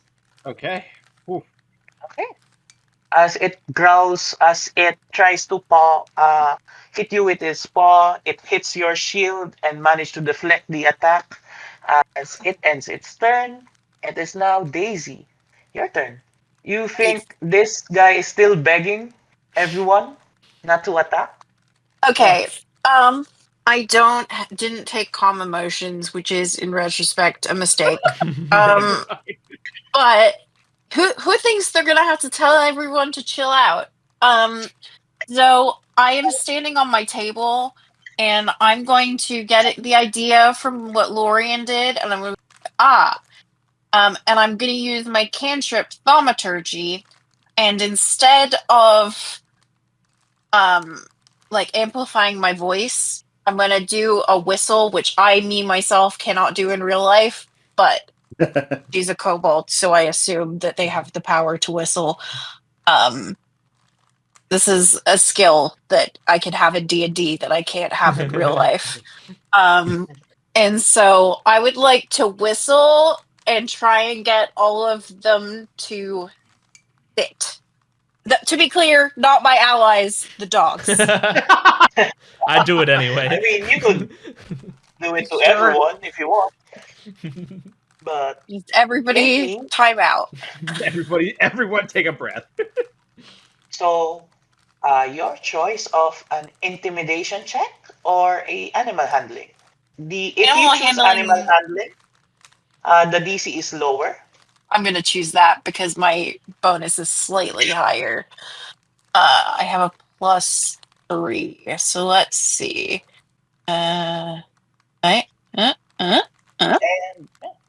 Did it roll? No. Just kidding. I tried to roll it on the thing and it didn't work. So that's a 16. That's not bad. With a 16, I will roll for the biggest one, the alpha, and you tame it. Nice. As it seems, I'm queen of the dogs, y'all.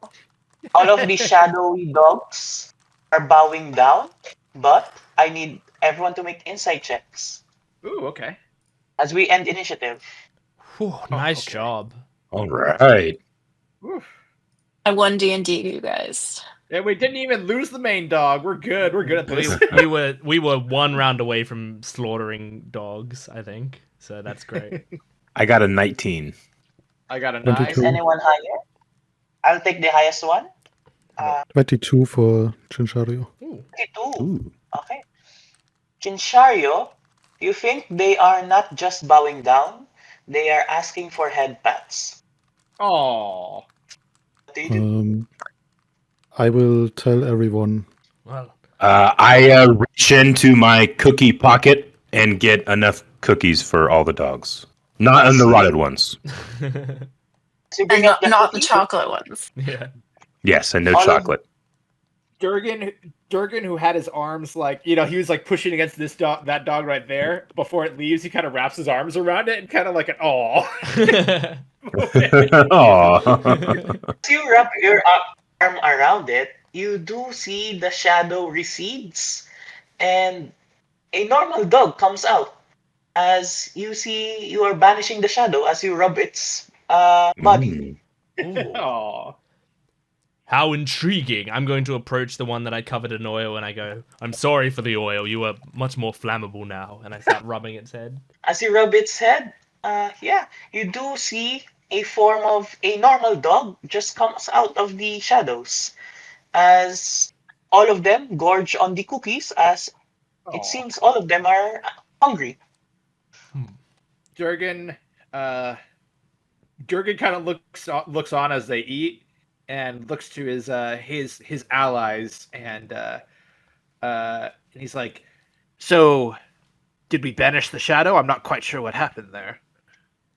Well, right now they are gone, so hopefully it will stick. I turn and look at Daisy and I go, that was an exceptional job. You tamed those creatures like nothing else. Yes, I knew I could do that. What? And The you showed it. clear...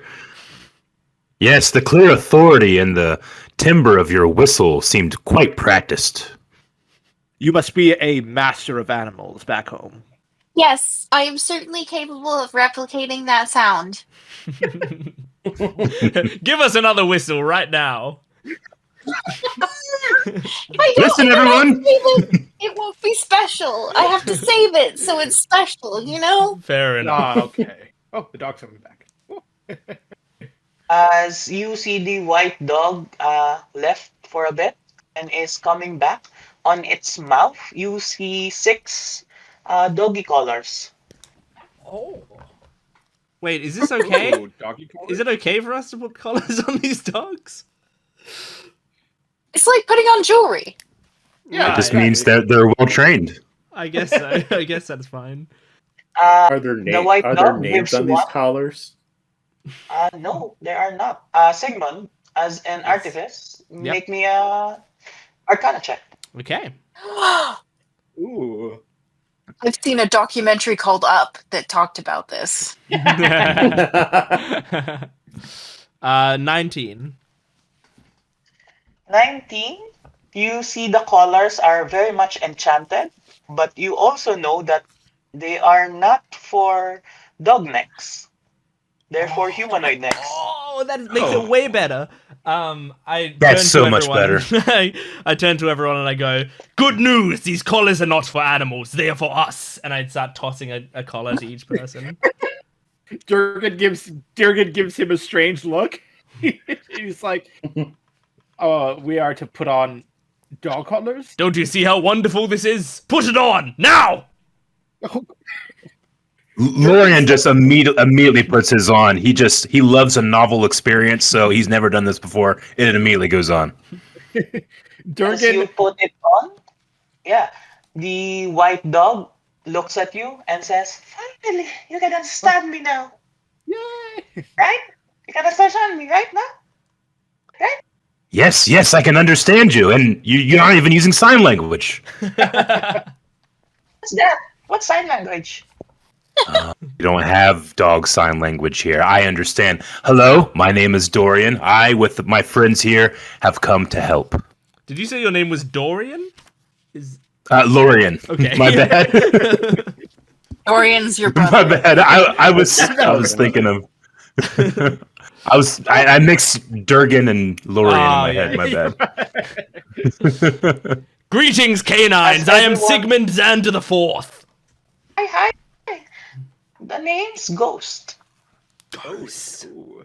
I appreciate that Ghost has zoomies. Yeah. Dog accurate.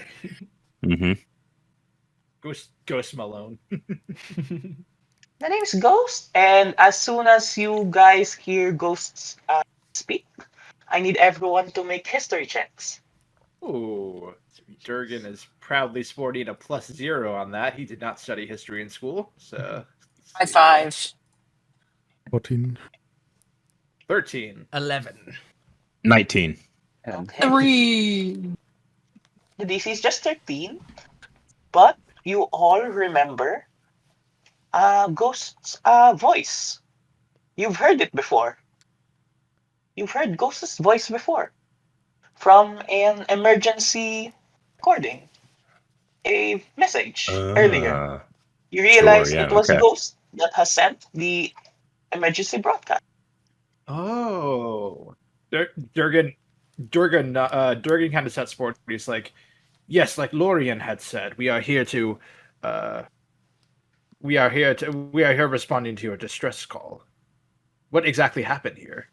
There was a big flash of light, and my human here, here, this is my human. His name is Jack, but he stopped moving after that big flash of light.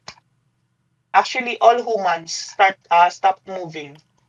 All humans? All humans, yes. Mhm. And so I sent that message out. So I don't know what's happening.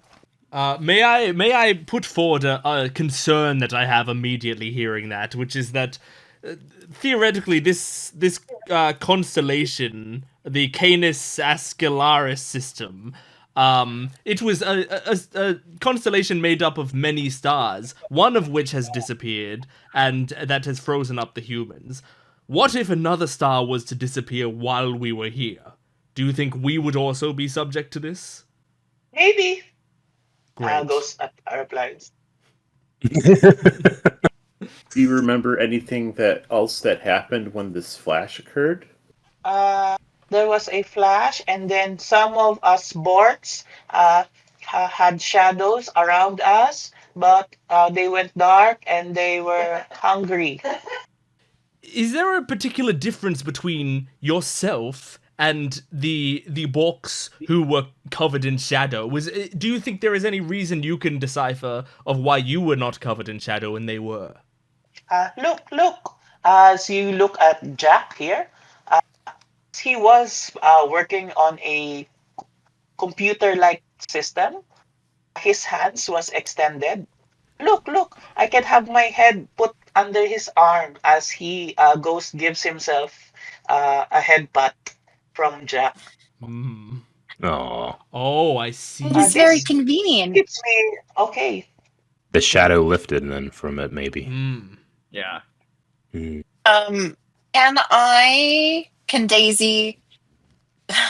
This is not really Daisy's jam, but Daisy's gonna go up and look at the telescope to see if there is any sign of whether it got fried, if there was like magic that was channeled through it, or if there was I guess I could cast detect magic again for this, but like see if there is a residue of something that happened up there that I would like to shows assist us. you with that.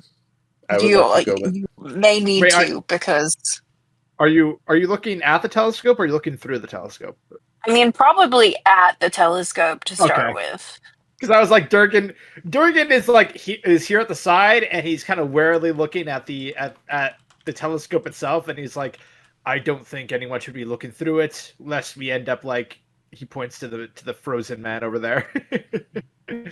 Well, if all the humans got it, presumably they weren't all looking through telescopes. That is but true. I don't know. Right. That is very true.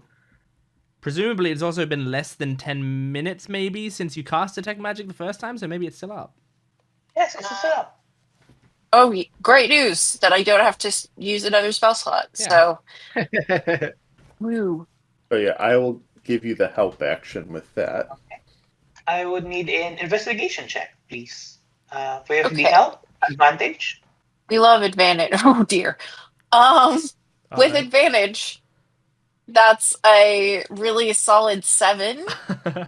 So With I'm a great 7? at investigating, y'all.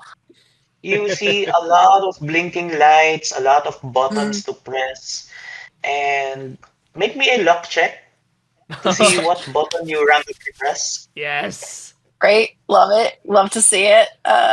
This is just, I'm guessing. Oh no, come on. How do you roll? Do I drag it? Is that what I do? Yes. Drag. Maybe? I'm not smart enough for this. I'm rolling a d20 on the other dice roller. That is a 15 because it's no bonus. 15. 15? That's very lucky. As you press a button, you see the entire building shifts and Oh my God. redirects the telescope towards a different location. Mm-hmm. As you see, it points at a different. Do you look at the telescope? What it's pointing at? Yes. Yeah, do it. You see a ziggurat on the horizon, Oh. and you see something crashes into it. Since that was a 15 on the luck check, Ooh. something immediately crashes onto it. You're seeing it live. I will convey this to the group, but it's conveyed to you all with a lot of like, well, it kind of looks like this, but not really. It's like more like that. But it's like if you took a mountain, but it was like a small mountain, you know? That could be related to what we're looking for. Should we go towards this crash site? Durgan kind of considers that, and he's like, Daisy, it does.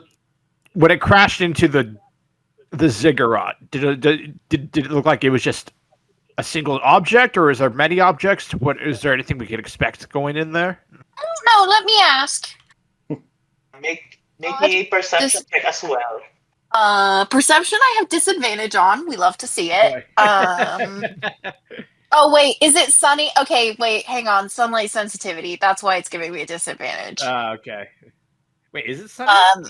You're inside. We're inside, so I guess I don't have disadvantage. You don't have a disadvantage because you're looking through the telescope. Yeah.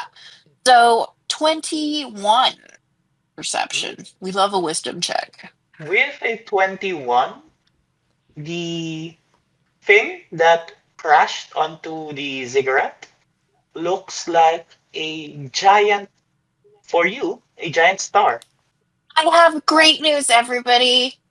I think I found the star. Oh, you found the missing star?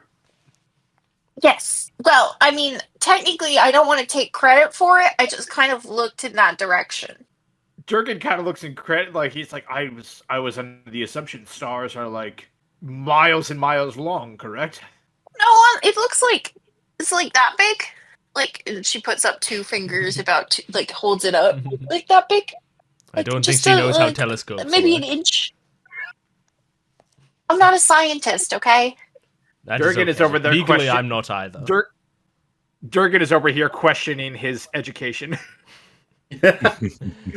Well, if the star is so the star has crashed. This is potentially good news, but the problem is if we go over there, I don't know if we can put it back into the sky. That seems like a monumental task. We won't know unless we try, correct? That's a It seems great this is our only attitude. lead right now. Lorian, are there any stories about people having to move celestial bodies around? Oh, there are so many. Unfortunately, in my investigations, I have found most of them are false. That's inconvenient.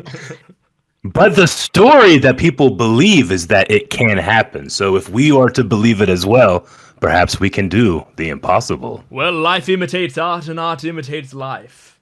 So perhaps we will be the ones to do it. To use That's the a words no, of then. our canine... To use the word of our canine friend, let's go fetch it. That's Are you going? actually that's great. That's a great idea. Are you Durgan. leaving? How can I help? Ghost is asking you. Well, one of us Do could you know how ride to you. put things back in the sky? Right, me? Yeah, Are I you mean, taking me? just a pitch. I don't know. I don't want to ride Well- you, but I'm saying someone could. Well, I don't know. Well- I mean, I feel like I'd rather have this. Durgan looks down. This adorable dog safe, as opposed to anything else. Well, I don't want to go as well because Jack here. He has protected me all of my life, and I guess it's my turn to protect him. So I want to be by his side. Yes, I feel it is better that Ghost stays here, safe and sound within this area. And Durgan reaches into his pack and pulls out some jerky, and he's like, "Have some jerky." Eats it immediately. Doesn't even ask you if he can take it. He just eats it. It seems he hasn't eaten for a bit. Oh, Yes. Durgan gives him all the jerky. I'll keep some tucked away just in case some other Borks come in and they're hungry. That sounds like a plan. Before we leave Ghost, And- I would just want to make sure, are there any other dangers we might be aware of? We're about to set off again. Is there anything more dangerous than a few dogs covered by shadows that we can defeat with head pats? Well, I think all humans are not moving right now, so they're not dangerous. And the Borks, well, if you encounter any shadow Borks, just give them head pat. Wonderful. Man, I did not get Mage Hand. I should have. Oh, Dang it. that would have been great. Imagine. I don't have it.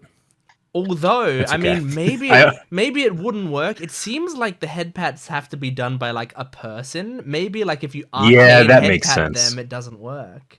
Because I was thinking It about might not work. making giraffe head pat them, but I think that would just be metal rubbing against them, which might not Yeah, work. sure. All right, well, let's set off then. Very well. As you set off, you see Ghost tries to chase you again. Oh, maybe this would help. Gives you a roll of carpet. You just see a giant carpet. He tugs towards you guys. A flying carpet? Hell yeah! Oh my gosh. As you roll it out and try to check, I think Jack says Bork to activate it. Oh, Bork? right. Well, okay. Someone get on it first. We don't want it to fly away without us.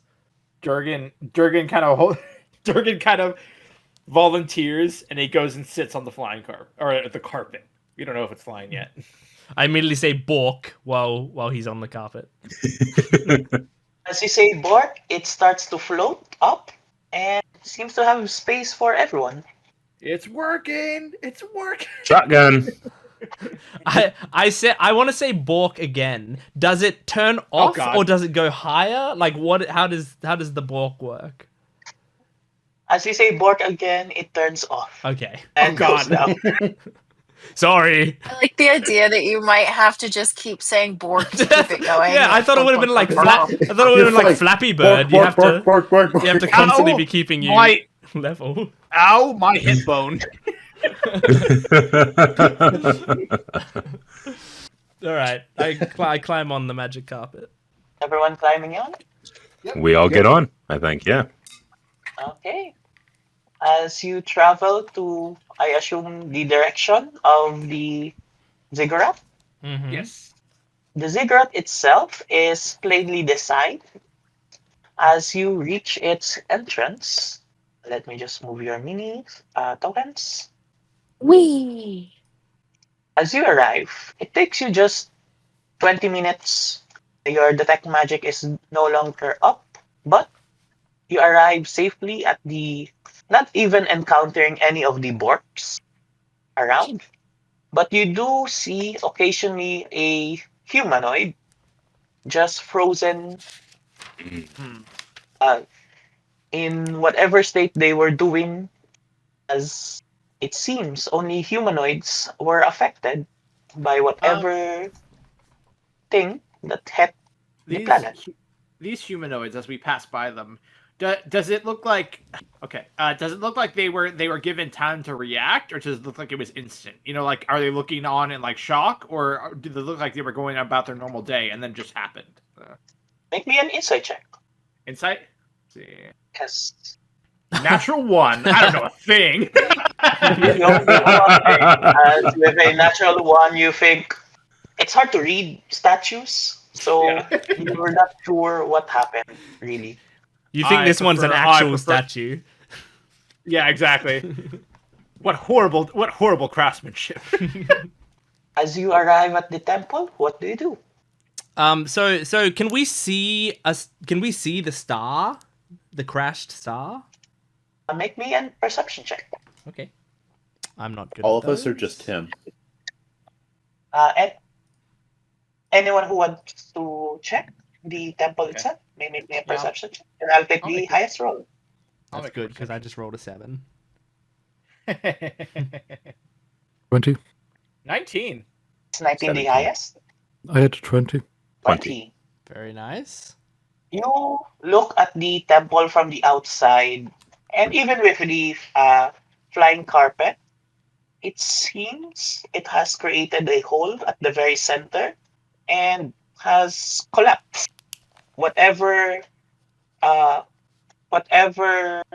it hit has already collapsed and is impassable. So you think you need to go through the main entrance. Yeah. Durgan will take lead since he doesn't know it, but I know it. You know, I'm a bit more hardy, so I'll take the lead and go in it. Yeah. You may move your tokens. Lorian follows right behind, not because he's hardy, but because he's curious. Oh, sorry. You guys are going the wrong way. You just leave. You leave. You're like, We just leave. Yeah, we're out. We're go. I'm the hardiest in this piece. And eventually, you go into a chamber with murals in it. Okay. I just clicked the wrong map again.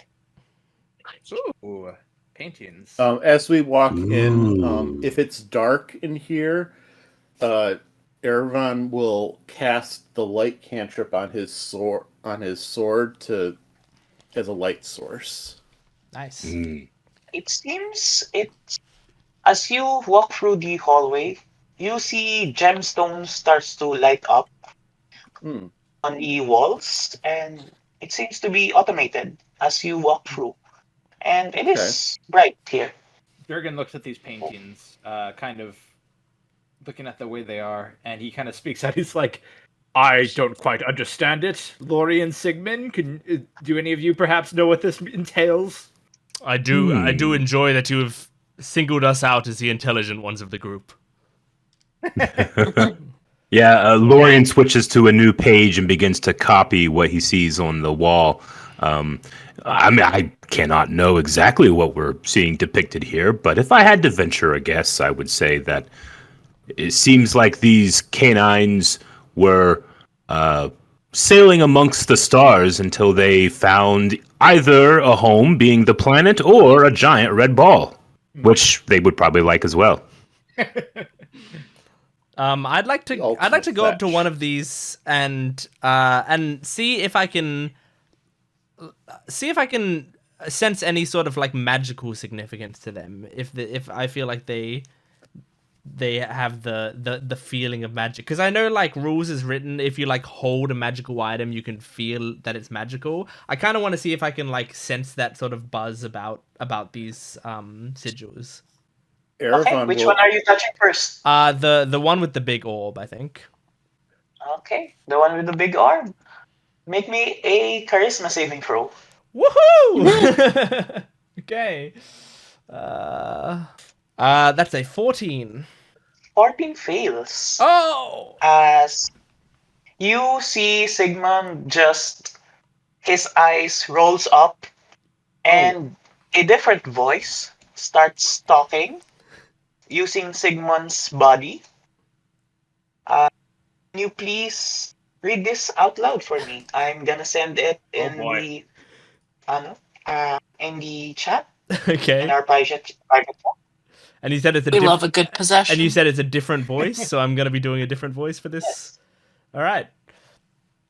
A trio of giant starlight canids run through the infinite astral fields, but their humanoid companions are mortal and tire too quickly, while also still suffering from the trauma of Depornday's abuse. They need a place to rest and call home. Tigpi and Bantai have searched for some time now and think they have found the best place, a medium-sized planet orbiting a dim star. The pack descends and uses their celestial light to make the world brighter for their charges. Okay. With that, you are removed from the possession and you realize that these paintings have stories built into them that whenever you touch them, they tell their own stories. Oh. Jurgen is just giving Sigmund a strange look, and he's like, what the hell are you talking about? I did not know my vocal cords could do that. Lorien immediately understands what's happening and touches the other painting. Oh, crap. Okay. Touch the other painting. Do you willingly fail the save? I will. Yeah. I'll give in. Okay. As another voice comes in, says this out loud. All right, I'll do my best Mass Effect narrator here. The great Borks, enormous celestial canine-like beings, emerged from primordial starlight when the astral realm was in its infancy. They roamed the starfields freely, unbound and answering to no master. Yet they felt incomplete, waiting for someone to give them a purpose. It wasn't until their pack, at the cost of many of their lives, saved enslaved beings from the vile wizard, Kior Dupond, that they decided to pick their own path. Tigpi and Bonti I appointed themselves guardians of the exiles and outcasts they rescued. Willingly, they bound their existence to humanoids. You're so right. That reads exactly like a codex entry in Mass Effect. Is I called was imagining the music. Howard Dupont. Tigpi, and Bantay. Bantai? Is that what it was? Yes. Got it. Bantay. Bantai and Igpi. Okay. As it seems, these paintings, you realize, depicts the history of the Borks within this planet. Yeah, if I were to guess, I would say the one that Lorian read is first, and the one Sigmund read was second. So let's see. Mm-hmm. Durgan takes Lorian us just. all in. Oh, good. I was going to say, Lorian just writes down every detail he possibly can in order to chronicle the lore. Durgan takes Daisy is. Go ahead. Go Sorry, ahead. I keep interrupting. No, go ahead. I keep interrupting. Oh, it's fine. Daisy believes in natural consequences, so she's just gonna let everybody touch whatever they want to touch. And Daisy, why are you standing back there? You should come and touch one too. It didn't hurt. okay, Everyone's thank gonna you. Cast detect magic to have it up. As you cast detect magic, make me an Arcana check. Nat 20. Ooh. Dang. Okay. With a natural 20, you would know that these paintings have enchantment on them, which you think are fully safe and won't have any drawbacks with a natural 20. But with a 20, you also feel that this entire building is very holy. It is a holy site. Well, yeah, there was a giant hole in the roof, right? It's true. Many holes. Durgan takes in the paintings one last time before he kind of looks in the next room and he's like, I feel we can learn more. And he kind of moves. Well, okay, there goes Daisy. Durgan moves. As Daisy touches... Daisy is touching nothing. Let's be clear. Daisy is letting other people touch things, but she is interested in the divine nature of this, so she's looking for symbolism Yeah. Mm-hmm. regarding like the practices, but she is not touching anything unless it looks to. She is paying special attention to things that look like magical runes. I can put up a detect magic if I need to for that. That's fine.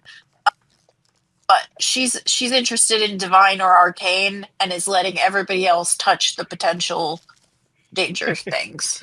Durgan's actually going to stick by Daisy because he's he's also like, I don't feel comfortable touching these paintings, these possession paintings. So Durgan will stick by Daisy and but still kind of regard the paintings. At least look at the symbolism of them. I inform everybody these paintings are safe. And I mentioned the holy nature to this whole place and all the sites, and I will go towards, let's say, this painting, and I will touch that one. As you touch that one, another possession happens, and you say this. Oh boy. As the pack sleeps peacefully, Pulgaz dims the celestial light emanating from his body until he resembles a dark dog. The only light that remains is the starlight on his brow. He looks to the sky and with a mournful whine slinks off unnoticed. In the morning, Tigpi and Bantai discover his absence and howl at the sky, grieving the loss of their packmate. Okay, so another of the great Borks, Halgaz, Seem to disappear. So he willingly dims the celestial light emanating from his body until he resembles a dark dog? Seems like it. Seems like. Yeah. Yeah. Well, there's at least one more. Who has not touched a thing? It's a great experience. Daisy, you should touch it. I think Lorian could do that. Seems to be a very good storyteller. I want to hear. Oh, don't have to Lorian ask. do it. You don't have to ask me twice. I skip over and touch it. As you skip over, another possession happens, and you see this. They miss their packmate. It's been so long since he came home. They erect a tall tower and keep the light burning in it as a signal that they are still waiting for him after all of this time. Does the tower in the painting resemble anything that we've seen since we've been here? Make me your choice of history or investigation. It's the same either way, so just do investigation. And while that happens, the sort of censoring on the screenshot that was sent, is that like, do we hear a censoring in Lorian's voice, or is that just we ignore that? Just ignore that. Okay. That's only a 9, so A 9. You feel you've seen it. You're just not sure. okay. Did you do anything? I assume that the paintings and everything in this room are registering to my detect magic the same as they were in the previous room. Yes. Like nothing new is popping up to me. Yes. Nothing new, as everything seems to be registering as the same. Well, I say we continue on. We might find more clues as we go on. As we continue on, I'll walk beside Durgan and I'll look down at him because he's a dwarf. I'll look down at him and I'll go, "My friend, you seem to be incredibly hesitant for someone so hardy. What is there to fear? Death? Is that it?" Durgan huffs, and he's like, I am no fan of anything entering my mind, be it magic or any kind of influence. So I don't disagree with the idea that this place might be holy, but I'd rather keep my wits about me. Well, earlier, when I first met you, I saw you attempting to drink alcohol to the point of intoxication. Is that not something entering your mind and controlling you? Yes, Perhaps it's setting his mind free. but I suppose the idea of getting intoxicated offers a more idea of fun as opposed to something talking through me. Well, indeed. I just want to make sure if you are here for the right reasons, my friend. Do not worry. If you die, well, at least Lorian will make sure your story is told. And take comfort, for all language, all experience, our stories being told at all times. Indeed. I will take comfort in that, Durgan says, before continuing his walk. Good, because you very well may die. Anyway, who wants to touch the next one? As you reach the next room, you do notice that the ceiling here has collapsed. You think this is where, from the outside, the star has crashed and has destroyed the mural and the magic. No! Eric, that's a codex entry you'll never get. Yeah, I know, it destroyed codex entry. Lorian just places his hands upon everywhere he possibly can, trying to find the magic. No. As you try to place your hand everywhere, make me a perception check. Oh. Okay. Can I help because I was looking for runes and magical things on the Sure, path? you may help with the perception. You may roll as well or give advantage. I will give advantage. Okay. That is a 21. Ooh. With a 21, you manage to find a part of the wall that is hollow, and you find a secret path. Oh. I just imagine Lori going, "Oh, this isn't a codex entry." Lorian does slightly, drop his hands and lets a rock or two fall out of his grasp. He's interested, but slightly disappointed. Worry not, there may be stories further in. Where do you go? There is a story elsewhere in this room. Yeah, but- we should. Well, but I think the story is the main quest. I think this might be the side quests. So don't you normally do side parts? Hey, Daisy's going in. I'm going in. As you go in, you see a shrine with a giant dog statue. Oh, whoa. Oh. Okay. Jeez, maybe this is the main part. Lorian, there's stuff. You're gonna like the stuff.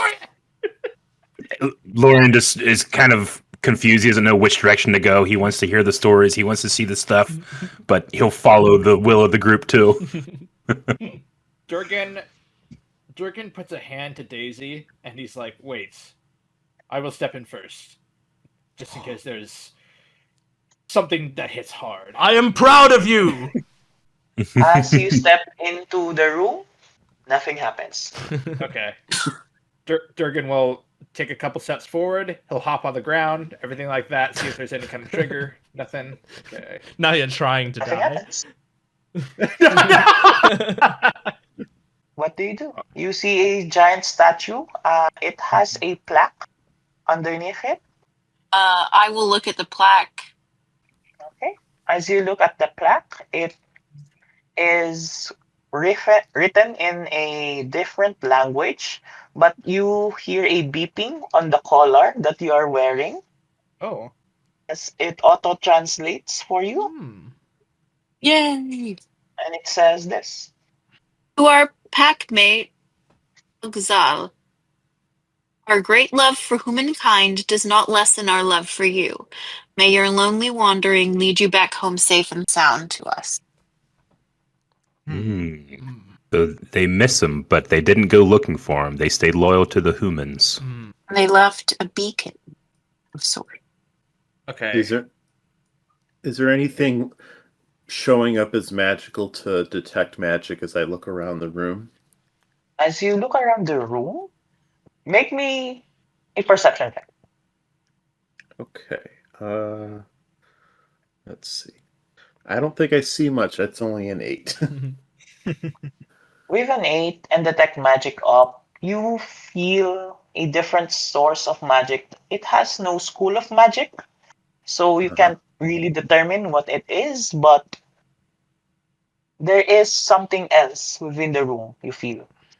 What is everyone doing? So is the room just purely? It's just a room. It doesn't have any other like doors branching off into another thing. It's just this side room. Yes, it seems whatever the hallway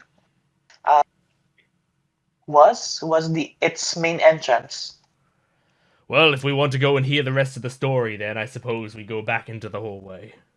Durgan's just gonna, before they leave, Durgan's just gonna go over to the statue and give it like a once over, that kind of thing. See if there's anything else he can see before we leave. Your choice of perception or investigation check. Perception or investigation. Well, perception is a +1, and that's better than my investigation, so I'll do that. Okay, 13. 13, you find two things. First is a weird powder on the base of the statue. It's slightly shining. You're not sure what it is. Just a powder. And other than that, right here behind the statue, you find a paw print the size of your body. Oh my god. How does it look? I don't know. Maybe I didn't roll high enough. Does it look old or new? Does it look like it's been there for a while, or does it look recent? It looks recent. So that the big dog that we saw before, the big shadow dog, that wasn't this big, right? Yes. This is way bigger. Okay. So something. Okay, my theory is obviously something broke in here, but probably a bigger dog. But Well, it said the great Borks were enormous celestial canines. Maybe Maybe the third dog came home. It could be that the falling star wasn't necessarily a star, but it could be the Bork maybe. Well, and was this the Bork that did not care for humankind? Because if so, that could explain why all of the world have been Dr. Stoned, the humans. Sorry, I think a while back you said that one of the moons. Did you say one of the moons like gave off a light? Is that what you said? Yes. It was radiating from inside. It is the sort of the powder that's glowing. Does that seem in any way like celestial? You know, in the same sort of way. As you check it, it does seem celestial. As you look, it gives off the same energy as the Borks from earlier. Mm-hmm. What was underneath the shadow? Yeah, it gives off the same energy. Okay. Well, and this, you said also there was a powder over here. Sorry, this area right over here. Yes, that is the one radiating celestial energy. All right. Durgan, think. Oh, sorry. Go ahead. Go ahead. Oh no, Durgan was just gonna turn and just be like, "There's some kind of celestial powder over here or anything like that. I'm not quite sure how to describe it. It's like cosmic flour or something." It's a very articulate way to put that. Thank you. I believe, as with any great experiment, what you need is more information wherever you can get it. And I start to. Oh my god! Did the building shift? I start to. I start to sprint over, and I just like touch the next mural. As you touch the next mural, another possession happens, and you gain this info. Bork proves to be a gentle and nourishing planet, blessed as it is by the great Borks. The exiles of various races spread out, settle land, form tribes, and intermarry to create the human race, under the benevolent watch of their celestial guardians who live in the tower. Yes. The tower that they erected and keep a light burning as a signal. I guess Good. I will follow the group and follow Lorian into the next room. Okay. Go to the next room. There are 2 more murals. Durgan follows, wiping the cosmic powder on his side as he walks. Let's see. Would anybody that hasn't touched a painting and like to do it, the feeling and lack of control is quite exhilarating. I agree. Durgan takes, at lack of control, Durgan takes a step back and he's Can like, I, if it's okay with the player, try to push Durgan into the Oh, come on, please grab his hand, put it away. Yeah. It's okay with me if you want to push. Okay, I want to try to push your Durgan in. Please try it. As you push Durgan in, Durgan immediately is enveloped by magic, and he says this. Oh boy. Bork's usual dim surroundings are awash as flames as burning rocks crash into it. Many humans die as a swarm of killer comets controlled by a horribly twisted earth elemental amalgamation pummels the planet's surface. Tegipi and Bontai steal the resolve and fly up to the atmosphere, spreading their celestial spirits to create a planet-wide shield that deflects the swarm. A temporary solution, but one that will do for now. Haunting, pain howls can be heard back on land. Man. This story got sad. Inevitably, as stories continue, they always do. Yeah. In that moment, But that does not mean that it will not be happy again. In that moment of silence, Durgan, like once his self-control turns to Sigmund, is like, "Do not do that again." Wasn't it wonderful? Wasn't it liberating? Durgan goes silent for a moment before just walking back to the wall. Walking back. Oh, he will get over it. Well, there is at least one more So piece they to the had- story. Yeah, what comes after calamity? Anybody else? No one Your, else saw uh, that your- Chinchario. What was that, sorry? Chinchario, would you like to go? Yeah, nobody was paying attention because everyone was focusing on Dorgan. But in the meantime, Chinchario was just slowly walking over, very chill still, one hand still in his pocket, but reaches the other hand out and touches the painting. Nice. Okay, as you touch the last mural, you read this. An injured Tickpie and Bantai split their weakened celestial essence into thousands of smaller canets. Before they dissipate into the ether and become Bork's moons, they charge the newly created Borks with guarding the well-being of their human packmates, while they promise the humans that they live on in their Borks. So even when they feel they have been abandoned and rejected by the world, they always have a Bork on their side. They tell everyone to stay vigilant and watch the skies, as the killer comets will return one day. And when that day comes, they must work together to defeat them for good. So They became the moons. Yeah, there's 2 moons we saw up there. So before they had like risen up into the atmosphere to create their shield, and then I wonder if the moon's gravitational like orbits do the same thing or not. That's cool. So I remember one of the moons was glowing. What was the other moon? There was something particular about. Oh, was it like patchy or something? Was that what it was? Yeah, was many patchy. craters. Got it. Mm-hmm. Okay. Well, they watch for killer comets that may return one day. We have had an impact in this ziggurat. Let's find whatever evidence of that we can. Well, must be further in. is this does the hall end here, DM? Or, let's see. No, it Oh, leads okay. to it leads further into a giant temple. Oh, As wow. you see 2 more statues. One of a dog that the statue itself is slightly glowing, and the other is a little bit rougher, and it looks like it has a few patches on its skin. Mhm. There you go. Hmm. So what do you do?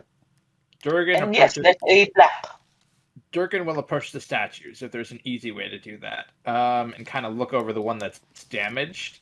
Does it look like it was damaged, like something tried to destroy it, or is it more it's just like wear and tear? You know, like just from use, I suppose. As you look at it closer, you do notice that it was made to be this way.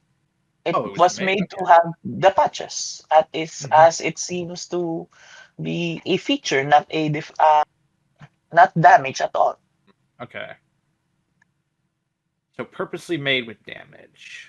You think that it is purposely made so it can look like the dog that it is representing.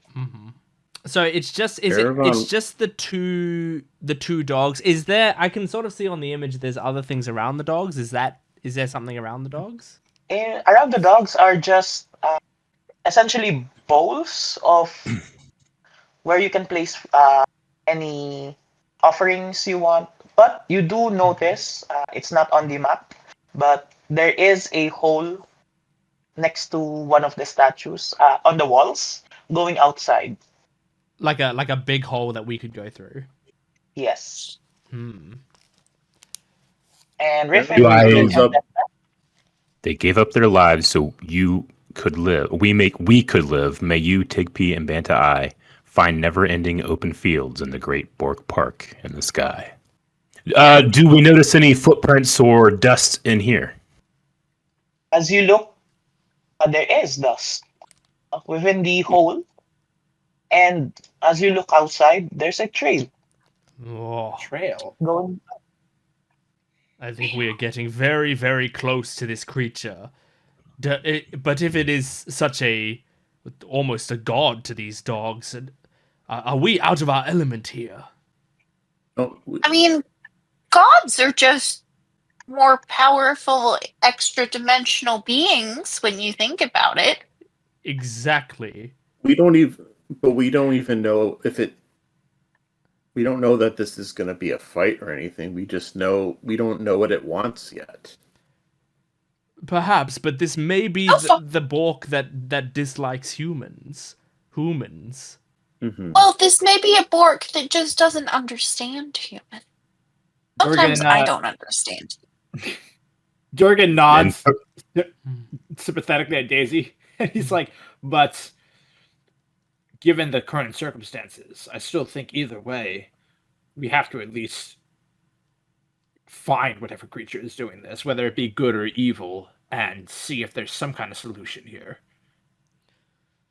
I agree. And not for nothing, but that dog hasn't yet met Sigmund Xander the Fourth. You are right. What am I talking about? Let us go. Let us introduce him to Sigmund Xander the Fourth. I charge through the hole. Is that your friend? You charge through the hole. Yeah. Oh my god, he does? Yeah. Okay. Oh my- As you see a trail of stardust just leads towards the horizon, and within view, after a few minutes of charging, you see a town. I lose steam like small halfway through town. charging a little bit. Because it goes for a few minutes. And let me just move your minis. As you see on the horizon, a town, but the front of the town is guarded by a pack of shadow dogs. Ooh. Time to get some pets in, everybody. Yeah, get those hands warm. What do you do? Well, everyone, is there a way we can all get ready and like be prepared for this petting?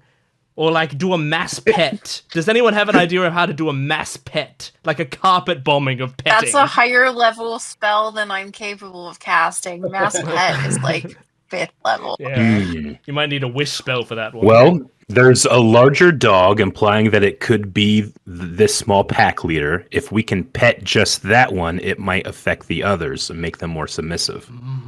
It did last time. Mm-hmm. I could try to use command and make him grovel and then get his belly. Ooh, That's a Dogs good love idea. when you get their belly. that is true. it's true. That is true. Okay. Perhaps you do that with the main dog, and then several of us be Okay. prepared to jump the smaller dogs just in case, and pet them.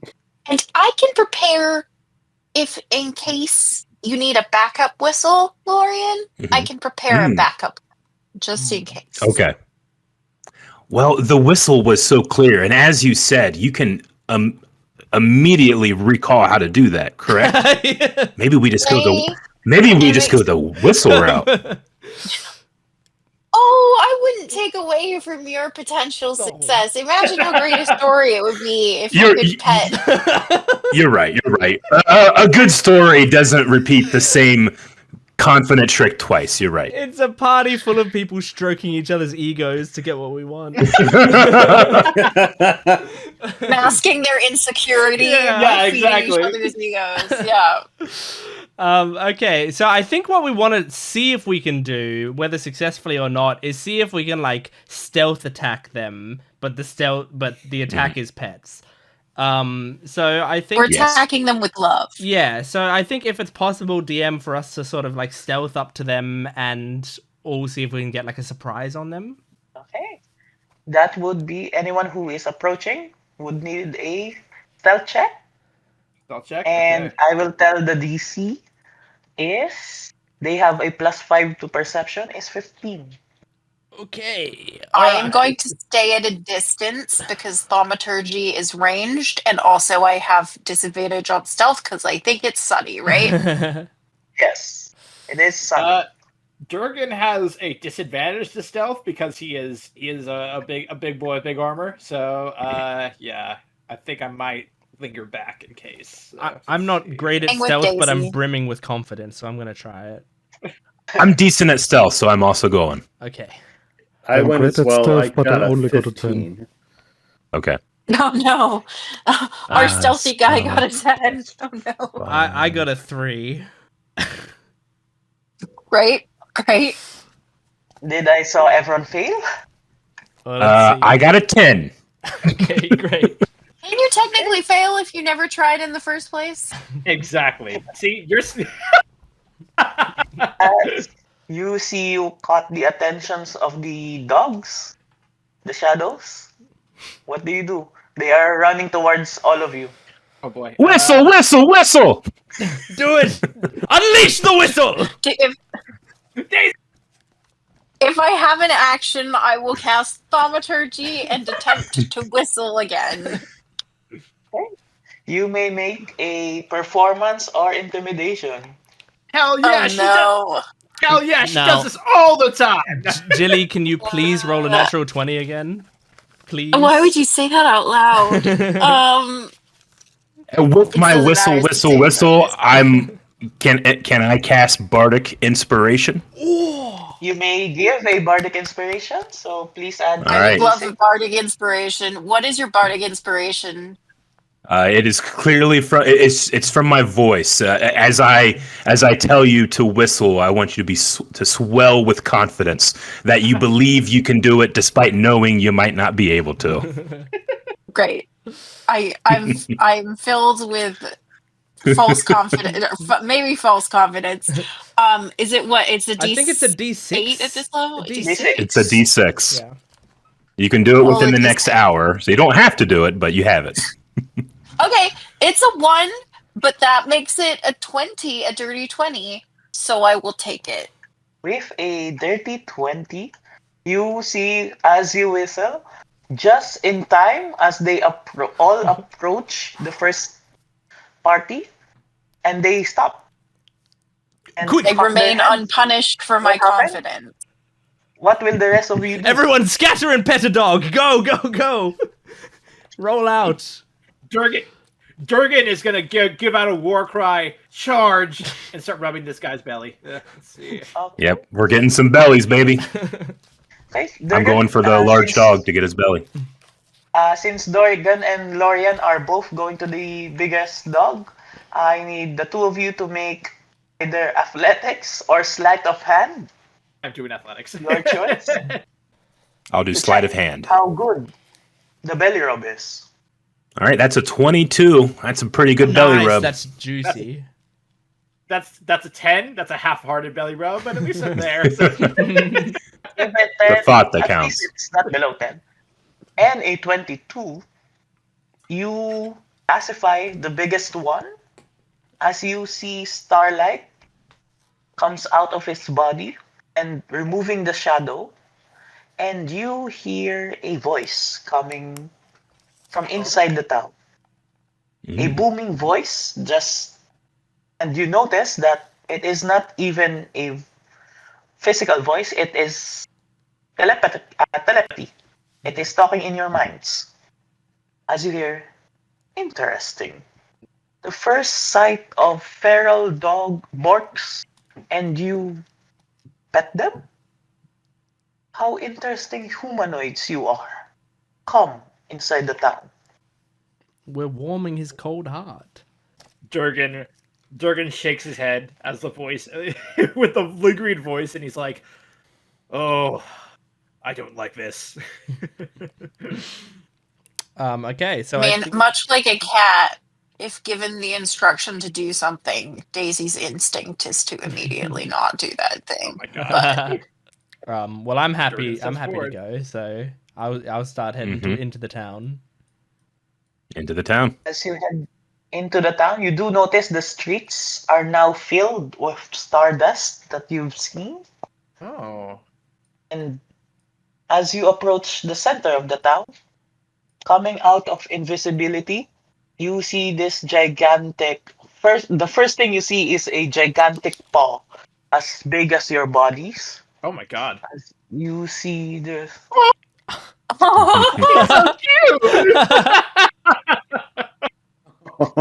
His eyebrows! I thought he'd look much scarier than that. Darkened fur with only the eyebrows really showing a bit of celestial light. So, you humanoids, you interest me. You haven't attacked my nieces and nephews. Why is that so? Well, greetings. I am Sigmund Xander the Fourth. And the group of us, we are not here to do you harm. We are here to investigate. In fact, I, as a doctor, should do no harm.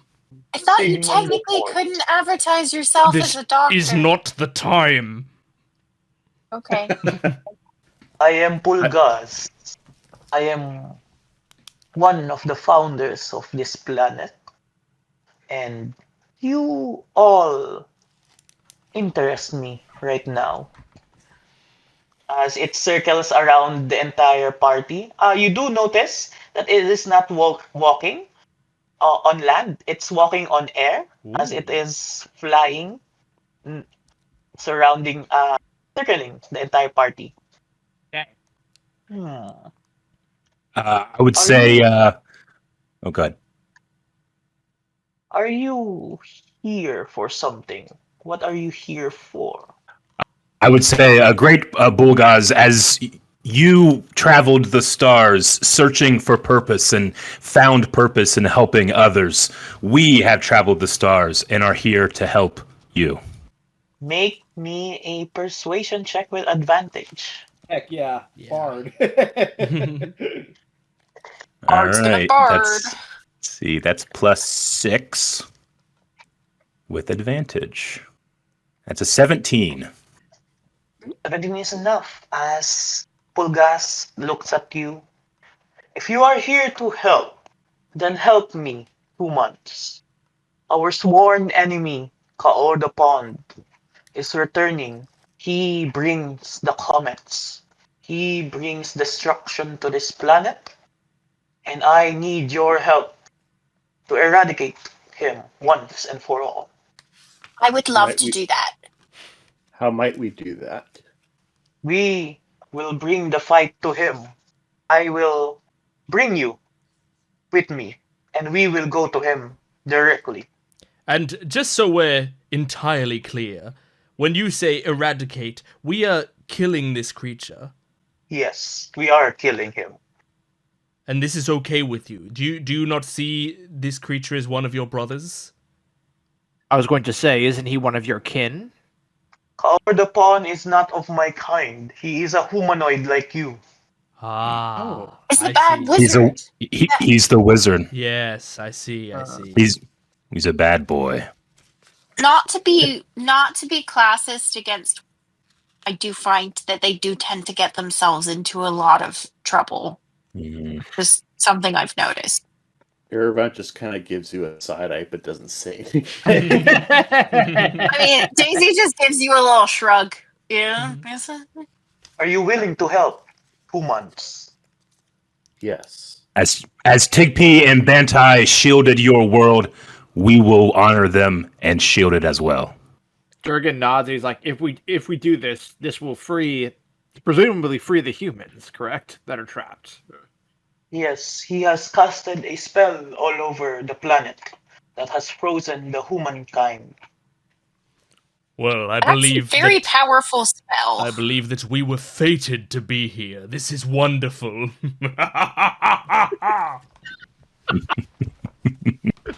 If you are willing to help humans, then let my brother and sister help you as well. As he starts to howl towards the sky, you see the moons of planet Bork appear within the sky as you see little starlight drops from the moons, 6 of them, appear and drop towards the sky and towards you guys. As you Wow. see celestial balls of light surrounds you, the 6 of you, as the starlight forms into canid shapes as you see Oh. starts appearing. little Little Cavapoo. And you Wow. see 6 puppies just appear next to you. You may claim your puppy if you want. I love you.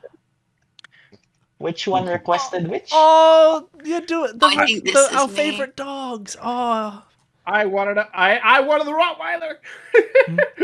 my little Westie. I have the Cavapoo, little Obi. Oh, I'm gonna just kind of look around to my companions and say,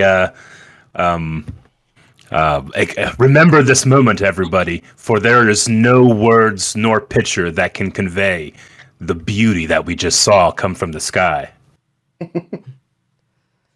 As each one of the new Borks that have spawned talks to you.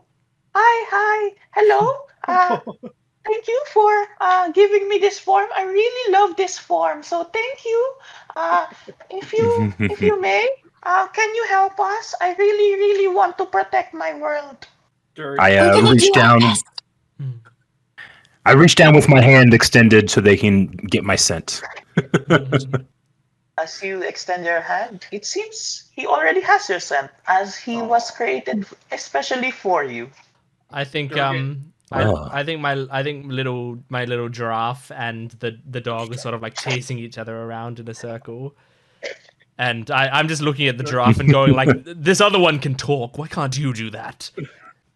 Oh man, we should have had the giraffe touch the painting. I wonder what would have happened. I did think about that at one point. Durgan will pick up Are you his ready? dog. Durgan will pick up his dog and like hold it softly, kind of pet it, and he kind of grunts and he's like, "Okay, I trust him." Okay, if you are ready, let us go. Take the battle to Kaor the Pond. Are you ready? I am ready. Humans and Borks. I am ready. I am ready. Ready. Okay. Yay. I give my dog an declare- extra cookie and I'm ready. Okay. As you declare ready, Pulgas spreads his celestial light towards you guys, and you start floating. Oh. Let us go. As he takes you off to my the God. sky. Whoa! Oh, it's Peter Pan. The actual okay, everyone, as long as your Bork is next to you, you have +2 to all of your saving throws. Ooh, Nice. And Wow. +2 to your AC, your armor. nice. +2 to saving throws and AC. Wow. Yes. Okay. As long as your Bork is next to you. So as long as it's within 5 feet. Yes. Okay. So please rearrange yourself over here as you are taken to the skies. So I let you rearrange yourself as Pulgas says, get ready for battle. I can sense gosh. Kaor the Pond approaching. Okay? I look Your at final I look at positions? I look at Durgan and go, this may be the moment you die, but it will be glorious. Durgan looks at Sigmund and for the first time nods. You know, he's like, Yes, I light up at you finally acknowledging me. Yes. As you set up yourself, you see blazing in from the horizon comets fast approaching, and in the middle of the formation of the comets, you see one human flying Oh, boy. towards all of you. Ooh. I reveal the entire map as you see My goodness. Kaor the Pond fast approaching, and I need everyone to roll me initiative. "Oh boy." Here we go. Good luck, everyone. Right. And that's +2, right? I don't think initiative is a saving throw. No. Okay, gotcha. Well, My bad. Plus Skill 3 for check. me. Yeah. Oh my god! I rolled a 3 for initiative. I'm going dead last. That's good. I rolled a 5. I got an 11. 16. Oh, let's get this guy. What kind of jerk wants to kill a planet of dogs? It's so true. This guy's You have to It's be, like like, the most evil thing you For can evil. And of course, Pulgas will be entering initiative with you guys. And I'll be rolling initiative for everyone. right, Daisy, I don't believe you used your bardic inspiration earlier, right? I didn't. No. Oh, yes, I So- did. so I you- rolled a 1 on You it. rolled a 1, I yeah. You did. Okay, you did. Okay, Rolled a gotcha. 1. That's right. It was very tasty. Thank you. It brought it to a 20. see I what else think we I think that was a decent use of it. Oh, I Yeah, rolled not too bad at natural all. 1 for Or the Pond. Ooh. We are really far away from And them. I think our Central first turns are just gonna be us moving towards them. Running up to get him, yeah. That's my turn at least. Okay. We will start combat. As assume- we start with Ervan. I assume our speed, our like flying speed, is the same as our normal speed. Yes. Gonna be normal. Then, as a bonus action, I will once again draw my blade and start tracing sigils in the air with my sword, as in a defensive formation as I go into Blade Song, which increases AC again. And I look to my corgi next to me like, "Let's go!" And I move and dash Let's go, 60 let's go. feet. So I move and dash 60 feet. Okay, you can move 60 feet. Okay. Moving 60 feet to there, and with the doggo. How about your familiar? They will fly over as well. Okay. Is that your turn? Yep. Okay. At the end of your turn, legendary action I. Oh boy. of Pulgas. Pulgas will take a legendary action and will ask anyone who wants to ride along with me? Yes, please. Yes. Oh. Yes, please. Please. Oh yes, please. Yes, please. I can only, as a dwarf, I can only move 30 feet. So yes, I do need help. You can only take 3 of you, so Oh. we'll take this bunch. Oh, cool. Yep. Okay. And Good. you see celestial light shimmers around him and teleports. Sorry, As a Lorian. legendary, Bye. he will actually teleport directly next to Kaor the Oh Pond. my Oh. god. Okay. Wow. A lot Okay. closer than I expected. Holy crap. That's his legendary action. It is now Daisy's turn. Now that I am here, which is not where I expected to be, I am going to. I'm going to cast Bane on Evil Wizard Man Mm. Counterspell. and 2 more of his sidekicks. I think he just counterspelled you. He said counterspell. What's Yeah. his- what's his Counterspell name? me? Yeah. You Yeah. you can't counterspell me. I'm not high enough level to have counterspell. That's rude. As you are fighting a wizard. That's uncouth. It's okay. You baited out the counterspell. This is great. Fine, I'll just cross off one of my spell slots then. Daisy just over there like, rude! Yeah. I mean, I don't have any bonus action cantrips, so that's my turn. I mean, I would like to not be this close, so I'm gonna back up and go behind 1, 2. Hello, You I'm were over here. next to this one. Yeah, you I'll will take take- the off attack. It's fine. Natural 20. What? That's rude. It's rude and uncalled for. So please take this much damage. Fire. 10 plus 1 is 11 points of fire damage. As I mean, okay. the comet with a face just bites on you as you try to leave. Seems rude, but alright. Does that end your turn? Yeah, I mean, it sure does. Okay. It's Pulgas's turn. Someone roll me. He will multi-attack on Kaor the Pond directly. Someone roll me 2 attacks, please. Who He would you like has to do it? a +7. Who would you want to do it? Oh, okay. It's There we been- Oh, I just did. Yep. Natural 20 on 1. Nice. And with that natural 20, he will do this much damage plus 4. Oh my gosh, oh my gosh. 13 plus 4, 17. Nice. Yeah, it hurts a lot. But the 4 will miss. And that will end. Oh, wait. Looks at you, Daisy, Pulgas. And since you got hurt, Pulgas will howl a bit. And you see your doggo, your Bork, slightly glows. And you heal 5 points of Nice. HP. Oh, thanks, Mhm. buddy. And Pulgas just says, as long as you have your Bork beside you, I will protect you as well. Oh. Oh. Okay, that ends Pulgas's turns, and it's now Sigmund's turn. Okay, so Sigmund is like, it's wonderful we're in range now. Giraffe, go! And he like just puts his hand out. And the giraffe is going to, so the legs of the giraffe, the little stubby legs, sort of like start to shift up his body, and like move to his head and turn into like sort of a propeller cap on his head that's just like spinning around like a helicopter now. And that's what like propels the giraffe forward.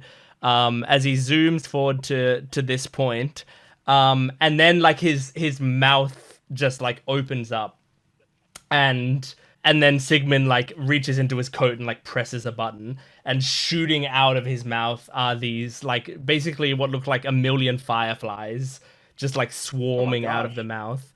And so I'm casting Fairy Fire, and I'm attempting to get this rock, and KO as well. Okay. I will roll 1 for the rocks. Yeah. And What is your DC? it's a 13 dex.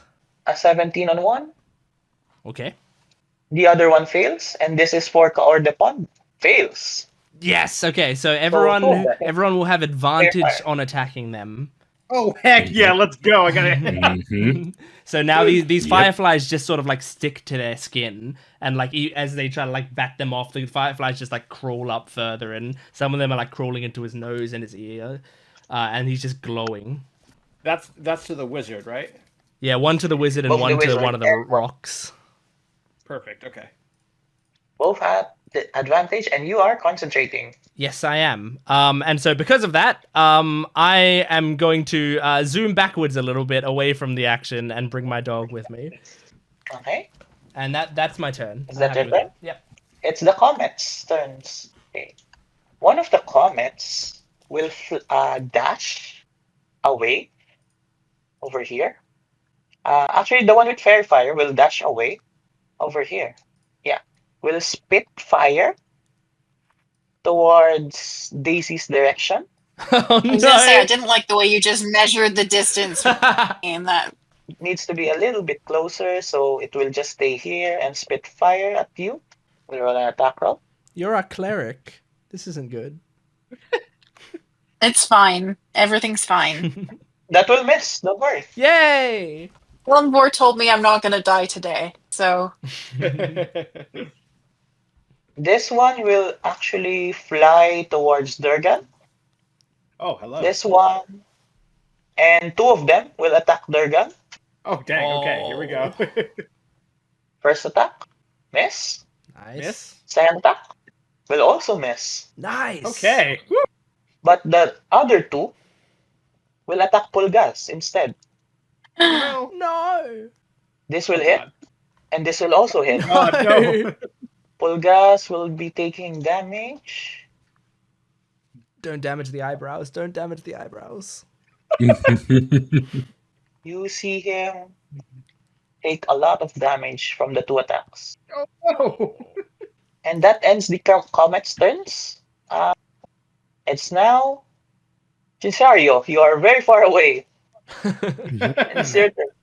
I guess I slowly make my way Oh over my! there. He's in the corner. I didn't even see his character there. I wasn't zoomed out enough. You can I can dash. move. You know, get You- there. Yeah. are you a I rogue? only- Do you have cunning action? Where would I see that? If you have 2 levels in rogue as a class, then you Yeah. can you can move.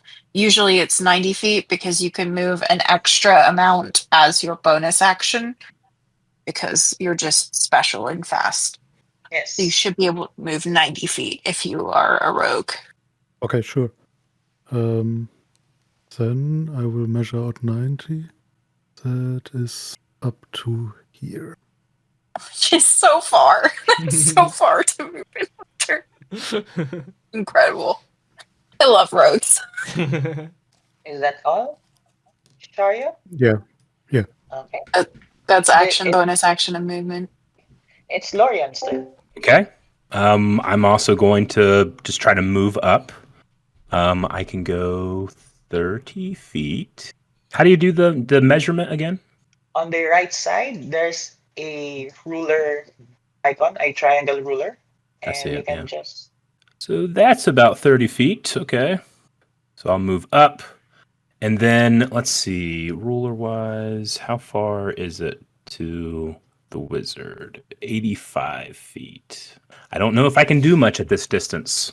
Other than, I got uses of them. I might as well use them. Who wants some bardic inspiration? I That has a range too, right? believe so. It's 60 Yes. feet. Yeah. Okay. But you I'm could gonna get several people with that. I'm gonna go ahead and cast it on Erebon. So you have bardic inspiration for the next hour, which is a +6. What things can I use it on again? As a bonus action, I'm sorry. Go ahead. No, go ahead. Sorry. The creature gains one of my bardic inspiration dice within the next hour. When the creature fails a D20 test, the creature can roll the bardic inspiration die and add the number rolled to the total, potentially turning it from a failure into a success. So yeah, any D20. So that sounds like it could... Okay, so that could be attack rolls as well. Mhm. Yes. Yes. Okay. Or whatever Also- you roll a D20 with. Eric, you might want to check, but I think you can move another 30 feet if you want to use your action dash, because I think that giving inspiration is a bonus action for you. So It is a bonus action. You're right. So I can go up you another can get, 30 you can feet. get a little closer. Alrighty. And that ends my turn. Okay. At the end of your turn, Pulgas will use a legendary action and just simply attack Cover the Pond.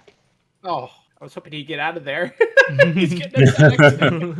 Unfortunately, he will miss. Ugh. Hmm. Oh no.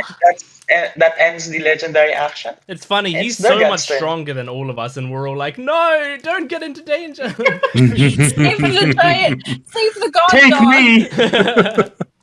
It should have been me. Okay, it is my turn. Okay, Durgan is going to. Well, he has two enemies on either side, and he doesn't want to give them the excuse of attack opportunity, so he's going to go ahead and attack the one at the bottom of him. And he's going to take out his warhammer, and he's going to go ahead and take a big old swing at it. So let's see. 18 to hit. 18 hits. Okay. All right. So I'm going to go ahead and also add. Before I roll the damage, I'll go ahead and add one of my superiority dice to it, so I can go ahead and maneuver and push him back with that hit. Which the ability is, if you hit a creature with a warhammer, you can push the creature up to 10 feet straight away from you if it's large or smaller. So I imagine the size. What's the size of the creature? It's just medium. Okay. Yep. So then I'll go ahead and roll damage. Fairy fire is still in effect, right? Yeah, but not on that one. For this one. He Okay, moved. gotcha. He's the one who moved far Gotcha. away. 1d8 plus 3. Oh my god, the lowest rung of damage I can do, of course. 5 points of damage, but he's going to get pushed 10 feet away from me. Okay, I'll take Yeah. the 5. Okay. And Is that your then, turn? yeah, because I don't want to use any of my bonus actions yet. I want to save them for the wizard. So yeah, that'll be end of my turn right there. So. Okay. At the end of your turn, Pulgas will use another legendary action to attack Cover the Pond. Oh my god! Unfortunately, that misses as well. Oh no. And it's now Cover the Pond's turn. Oh no. The wizard. As a bonus action, he will teleport. switching boy. place with one of his comets. Mm. The one who Uh-oh.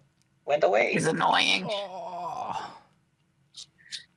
He switches dang it. places. And then that's his bonus action. As an action, you see him create a small bead of red light and throws it at Bulgas, a wizard's favorite spell, Fireball. Yep. Oh no. So I need Pulgas, Daisy, Durgan, and Sigmund to roll me dexterity saving throws. Really? I'm in there? Yeah, it's not Yes. viable. It's Within huge. 30. Okay, Oh, dexterity no, saving just 20. throws. Just 20. Daisy is not in there. Oh, nice. Oh. Okay. Yay! You will cast it around here. Sorry to everyone else who's not me. I will tell the DC is 14. So you can 14? tell me if you Okay. save or Do the fail. dogs need to roll dex saves as well? No need. Okay. I got exactly 14. Yes. You save, so you will take half. Mm-hmm. I got an 11. You will take full. And someone Okay. roll for Pulgas for me. Pulgas has a +2. Who would like to roll? I can do it. Dirty 20. Okay, he saves. So this is the amount of damage. 21. If you failed, take 21 fire damage. If you succeeded, take half, which is 10. 21 fire damage. Dang. Okay, that's gonna hurt. Yeah. I have to make a Pulgas will concentration check now to see if I keep my fairy fire. Yes. How much did you take? I just took 10. I got a dirty 20 on the concentration check as well, so I'm fine. The DC is 10. And unfortunately, all of the meat comets are immune to fire, so they won't be taking damage. Aw. He's got this whole combat plan. And that out. is the boss's turn. Which we go to round 2, and it's Ervan's turn again. Okay. That actually ended up being a little bit more helpful. I realized because I'm in Blade Song, my movement is now 40. So I can get up to here. Nice. So wait, let me double. Yeah, there. Make him regret teleporting over there. Go over there. Bring my doggo with me. And I'm going to cast at second level Spellfire Flare. Okay. So like this luminous, like tapping into like the fabric of Counterspell. magic. What? He just took his turn and has a reaction. Counterspell. Ah. Rude. Okay. Then as a Any bonus action? now I was going to cast a spell and it got counterspelled. I know you can't do 2 leveled spells in a turn. Could I do a bonus action of a bonus action spell in this case because it was counterspelled or no? You may, since you didn't technically did the spell. Okay. Then I will cast Shadowblade, and a mirror image of my scimitar appears in my other hand. It's like this dark purple glowing blade as I cast that in my other hand. Hey, And that's all for me. it's now Daisy's turn. You see Kaudapon is now farther away. Yeah, that's very annoying. I am going to move. I think he's 60. He's over 60 from me. Oh no, he's 45 feet from me. Okay. So first I'm gonna bonus action cast Healing Word on who is anyone looking rougher than our dog friend who keeps giving us buffs? Probably I'm Durga. at 60% health right now because that fireball really screwed me. So let's see. Yeah. Okay. Does it God, does it look like the our dog god friend is looking rough, or is my friend looking rougher? They look about the same, but Pulgas Gotcha. seems beefier. Bork Yeah, is beefy. okay. Yeah. Understood. I'm just trying to keep the buffs alive. You No, if understand? you want to hit Paul guys, I don't have a problem with it. I'm just saying I'm also No. damaged. You know what? YOLO, take 10 points of healing for a second level healing word. Okay. For Then for who? Sorry. well, that was who just told me they were at 60%. Durgan. That's me. Yeah. They're good. Yeah. Take 10 hit points. Okay, Don't thank spend you. them all in one place. It's not my choice. He definitely will. Yeah. Then I'm going to use my action to cast the cantrip Sapping Sting. Which I sap the vitality of one creature I can see within range, so I have to move first because I want to get the wizard man. 30, yeah. So I move 30 feet this way, and then I should be within. Oh no, sorry, I had the tool selected. So I should be able to be here, and he makes a Constitution saving throw. Okay. I'm gonna roll it. With a DC of 13, and he takes 1d4 necrotic damage and falls prone, which I think is funny because how do you fall prone in space? Yeah. I don't know. But he takes one big old point of necrotic damage. He will take that 1 point, and he falls. You see him go sideways. Great. Nice, we love it. Love it. That's what's important. Hey, that's your turn. It's now Polgas. Polgas would like to focus on Kaor, and so uses his action to teleport again. Do you want to come with me? Who is he speaking to? Who is he? Asking Durgan and Sigmund. No, leave me That's here, actually but maybe you should take Durgan. He's close to death. He's withering away. Durgan kind of looks. He's like, I'm here to fight the moons. See, he's already He's delirious. asking for permission for teleportation. Are you joining, Durgan? No, because I feel like if I leave, this is me thinking. If I feel like if I leave, the moons are just gonna gang up on Sigmund, and we don't want to do that. That's very true. Yeah. Yes, actually, So, on second Polgas, thought, as an stay. An action will teleport next to Kaor the Pawn, but that is his action, and we go to Sigmund. Okay, all right, wonderful. What I shall do is I will tell my giraffe to act on his own, and whilst I am doing that, I will attack the one directly in front of me. This guy right here, this rock right here.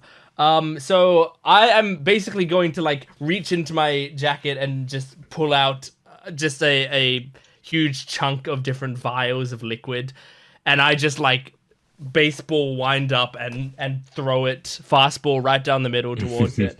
And if they are to hit, they will splash out and set him on fire as a firebolt.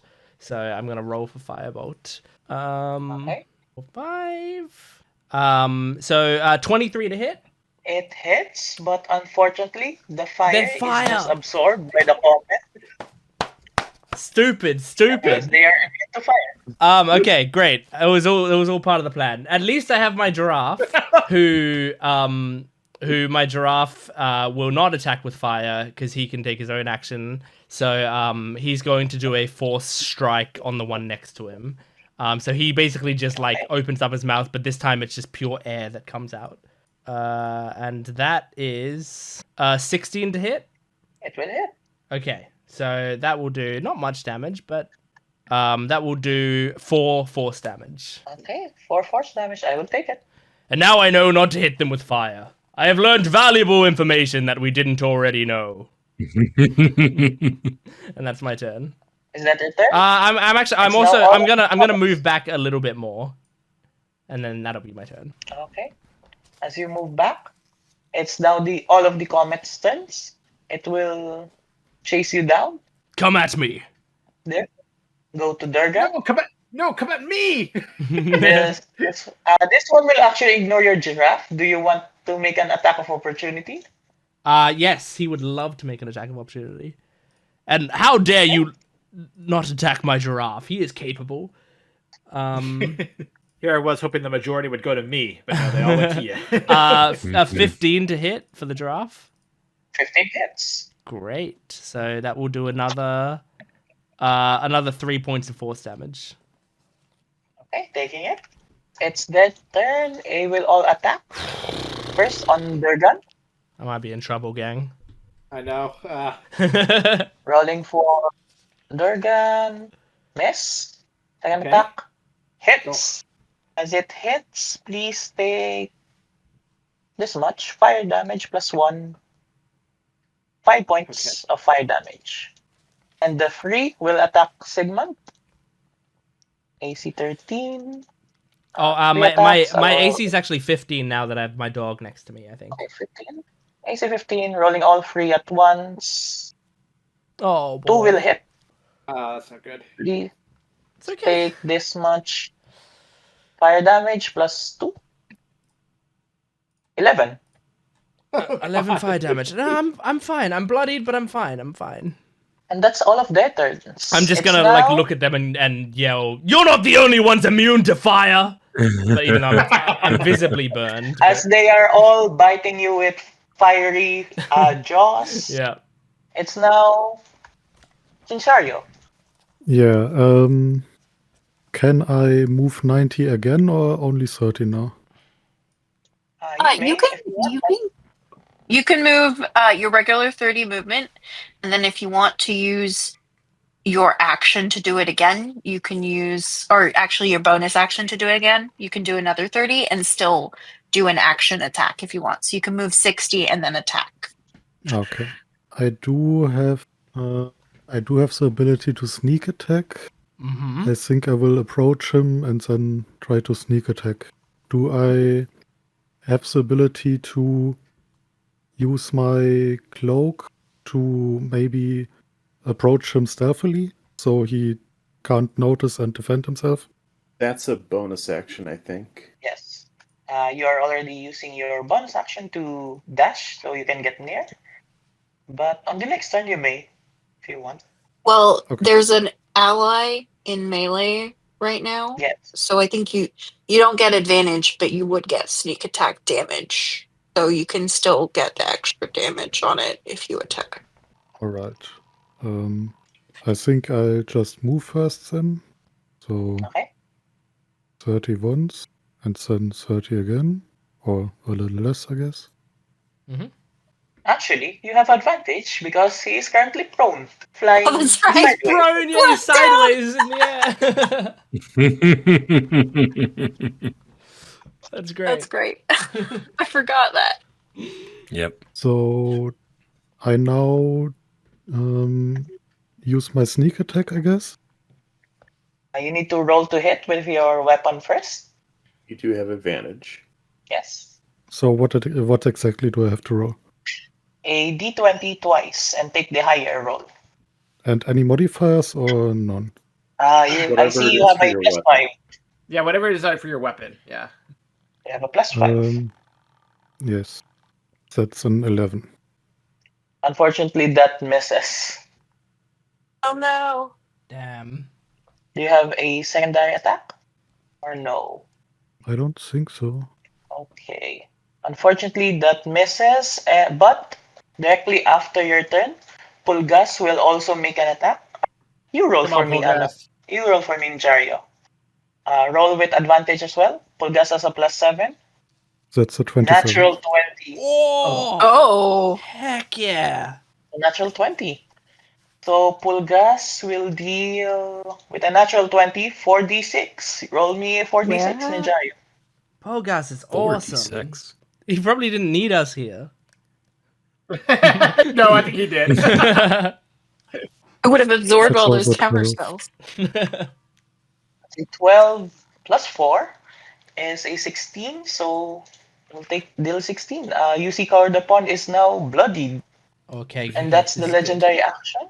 We have Lorian. It's your turn. Okay. Well, should I try to get in on the fighting the wizard action, or should I go up and try to save Sigmund? Oh, if I what die, can I do die. It was there? fate. No. No, there will be a fifth.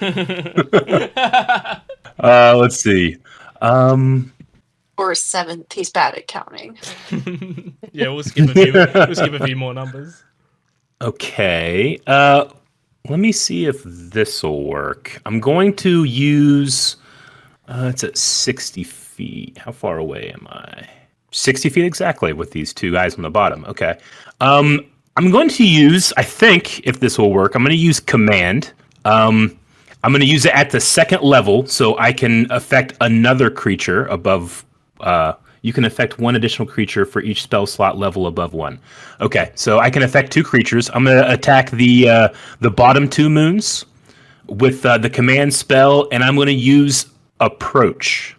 Ooh. So the target moves towards you by the shortest, most direct route, ending its turn if it moves within 5 feet of you. I imagine with those two being adjacent to two enemies, they're going to get opportunity attacked with that. Would that work? It sounds Yes. great. Okay. So what All right. is your DC? So that's my. What's that? What's your DC? They need to save for the command. Let me see. Wisdom 14. Okay.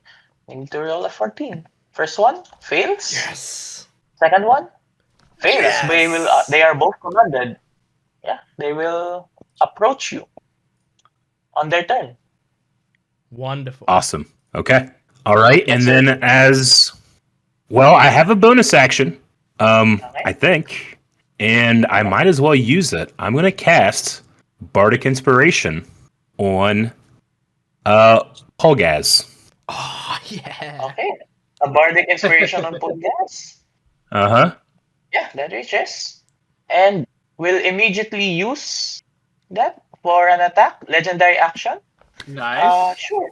Eric, Lorian, roll a d20 with advantage. Attacking card of one. Alrighty. Advantage D20. 16. That will hit. Roll me 2d6 plus 4. 2d6.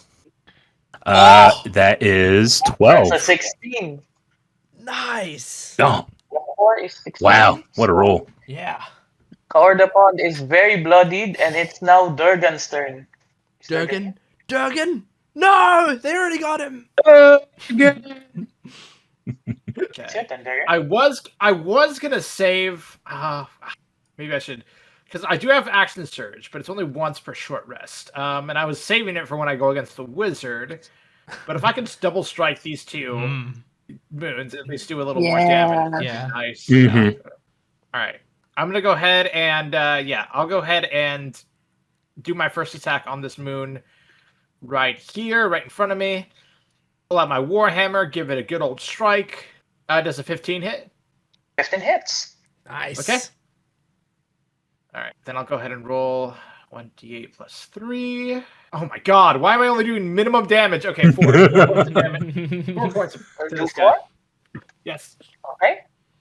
4 points of damage, and then Durgan's going to use Action Surge his one time for his bonus action. So he'll go ahead and draw that up, and he's going to go ahead and attack this one, the one above, and he's going to go ahead and try to strike him. The one above? Okay. Yes. 10 doesn't hit, does it? It misses. Okay. I was really hoping to push that guy away so that I could kind of shoot off towards where Sigmund is. Mhm. I might just have to risk two attacks of opportunity. Because I want to get back to where Sigmund is so that I can hopefully get the focus off of him.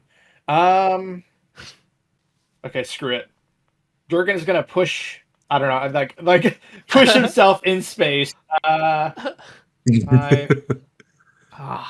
Durgan's a badass. It's gonna go right here. Make I me do understand. attack opportunities. Yes. One Okay, misses. good. Natural Yeah. one. Yes. Good. Second misses 12. as well. Okay. You cannot Wow. stop Durgan. Okay. Well, no, I already used my bonus action for Action Surge. So, yeah, that's the end of my turn. I'll just chill right here for now. Okay. At the end of your turn, it's now Kaordapon's turn. Will stand up in space. But as a bonus action, we'll switch places again with one of his comments. Oh my God. No. Mm-hmm. If he Yeah. comes over here. No. I hate This this one? man. Oh wait, my puppy. Here. No, I don't want to. And then, since he is very bloodied, he will try to escape, Get but back here. will fling one more spell towards this direction. Oh boy.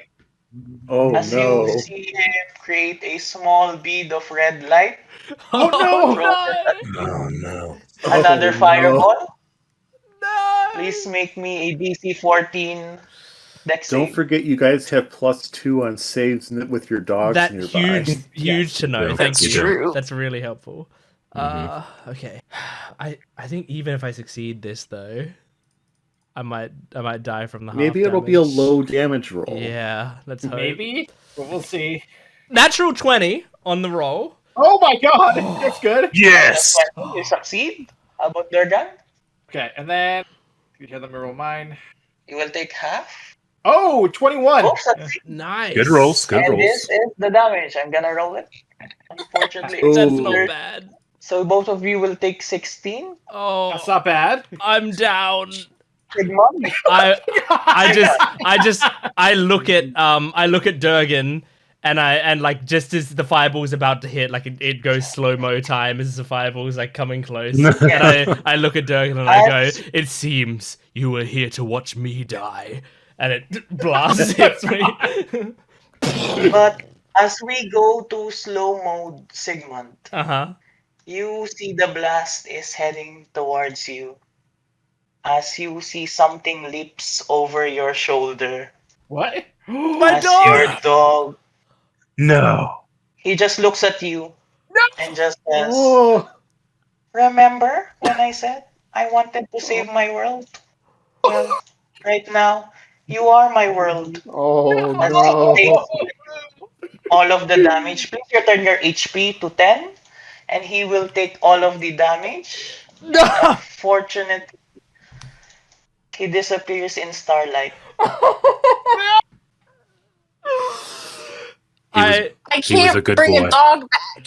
I was a good just boy. I just look at where he dissipates and I don't say anything, but a single tear runs down my face. Mm. It's As very that is cinematic. Paor the Pawn's turn. Oh my We go God. to Erban. Wow. All right. That's worse than dying. It is worse Yeah. than dying. Erban, take your turn. Angered by what I saw, but knowing I can't get to him just yet, I turn to the comet he traded places with. Oh, sorry. And I'm going to attack with my Shadow Blade. Roll for attack. Are we technically in dim light or darkness right now?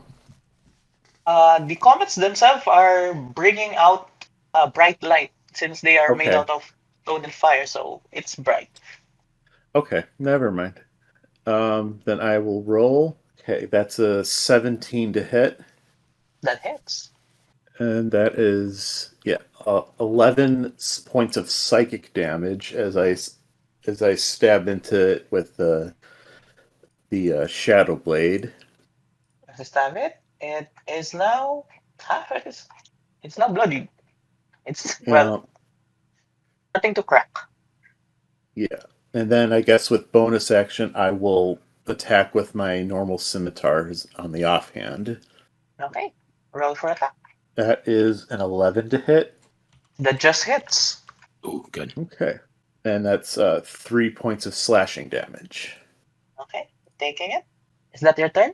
I guess I will take the opportunity attack and start to move toward Tear. Yes. I think that will miss. Yeah, Yes. and that's my turn. Ending your turn, it's now Daisy. Okay, I spent 2 rounds trying to chase this wizard around the board.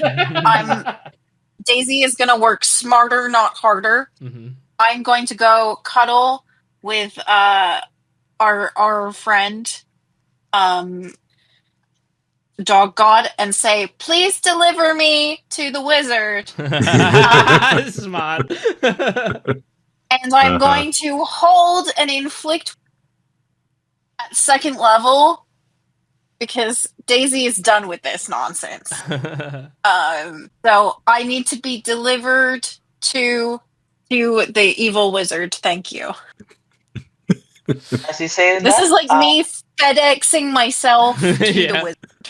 Pulgas, you see anger in Pulgas's eye as one of his nephews just disappeared. And it's now Pulgas's turn. Will use his action to teleport you to. Does Chinchario want to come? Yes. Okay. Let's go. We'll actually also bring actually Erevan. He can reach you. Oh, All three of okay. you will teleport next to Kaordopan, Yes. Great. triggering your held action. So please. We love to roll see your it. All right. So here's where I need a spell interpretation because I'm going to cast a second level and that is it's a melee spell attack. I have to touch him. So I reach out and it's a 21 to hit, which I hope hits. 21 hits. Okay. So that causes 15 points of necrotic damage. Now, if I am a death cleric, so I have the channel divinity touch of death, which means that if I burn a channel divinity on a melee attack, it just says melee attack. It doesn't say that it has to be a physical melee attack. So I'm interpreting that as spell also. Then I can add 13 points of necrotic damage to it. For what may be described by some as overkill, but That's this is a great. bad wizard. Yeah, he deserves it. With 8 HP remaining, please describe how you kill Kaordopan. I wouldn't. We're not. Yeah. He disintegrated a star dog and he must be punished. So I think as like Daisy's claw reaches out, it briefly looks like the skeletal hand on her symbol as it flashes with this dark necrotic light, and it just electrifies this wizard. And where the dog became stardust, this becomes like the opposite of stardust. It is just this black hole that floats and almost shimmies in the vacuum and then eventually just dissipates. As you kill Kaordopan, you see all of the comets disanimate and turn into regular rocks. As he was the one holding together the spell, the magic, keeping them alive, they all then disappear. Daisy The saved us ether of- again. The third Daisy combat saved where us. Daisy has saved us. Yep. Once again, I am extremely confident that I could replicate that in the future. Daisy, the As- MVP of the session, honestly. Oh yeah. As we end combat, you see Polgas goes near Sigmund. Friend, I am sorry for your loss. I cannot return my nephew from the ether, and I cannot give you a replacement, as each Bork is tied to each human. But he, your Bork, what was his name? His name was Giraffe.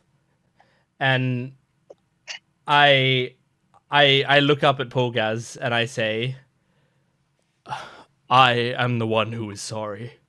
It was because of me that he got disintegrated if I wasn't so reckless. But I know I have no right to ask this of you. But may I ask you one favor? Sure, you may. I reach down and pick up Giraffe, and like I just like slide, like he has like a little tail nub. I sort of turn it, and like a transformer, he just like shifts form in my hands. And you just see like the form, the neck just gets shorter and shorter and shorter. And so he looks basically the same, but now he's got a short neck, and so now he looks like a dog. And I lift him up towards Polgas and I go, "This is my friend, and I don't think he has a home with me, but will you provide a home with him here?" This one Oh, will be by my side, as I will be protecting the planet Bork. He will do Let a us go magnificent back job. to the planet. Let us go back to the planet.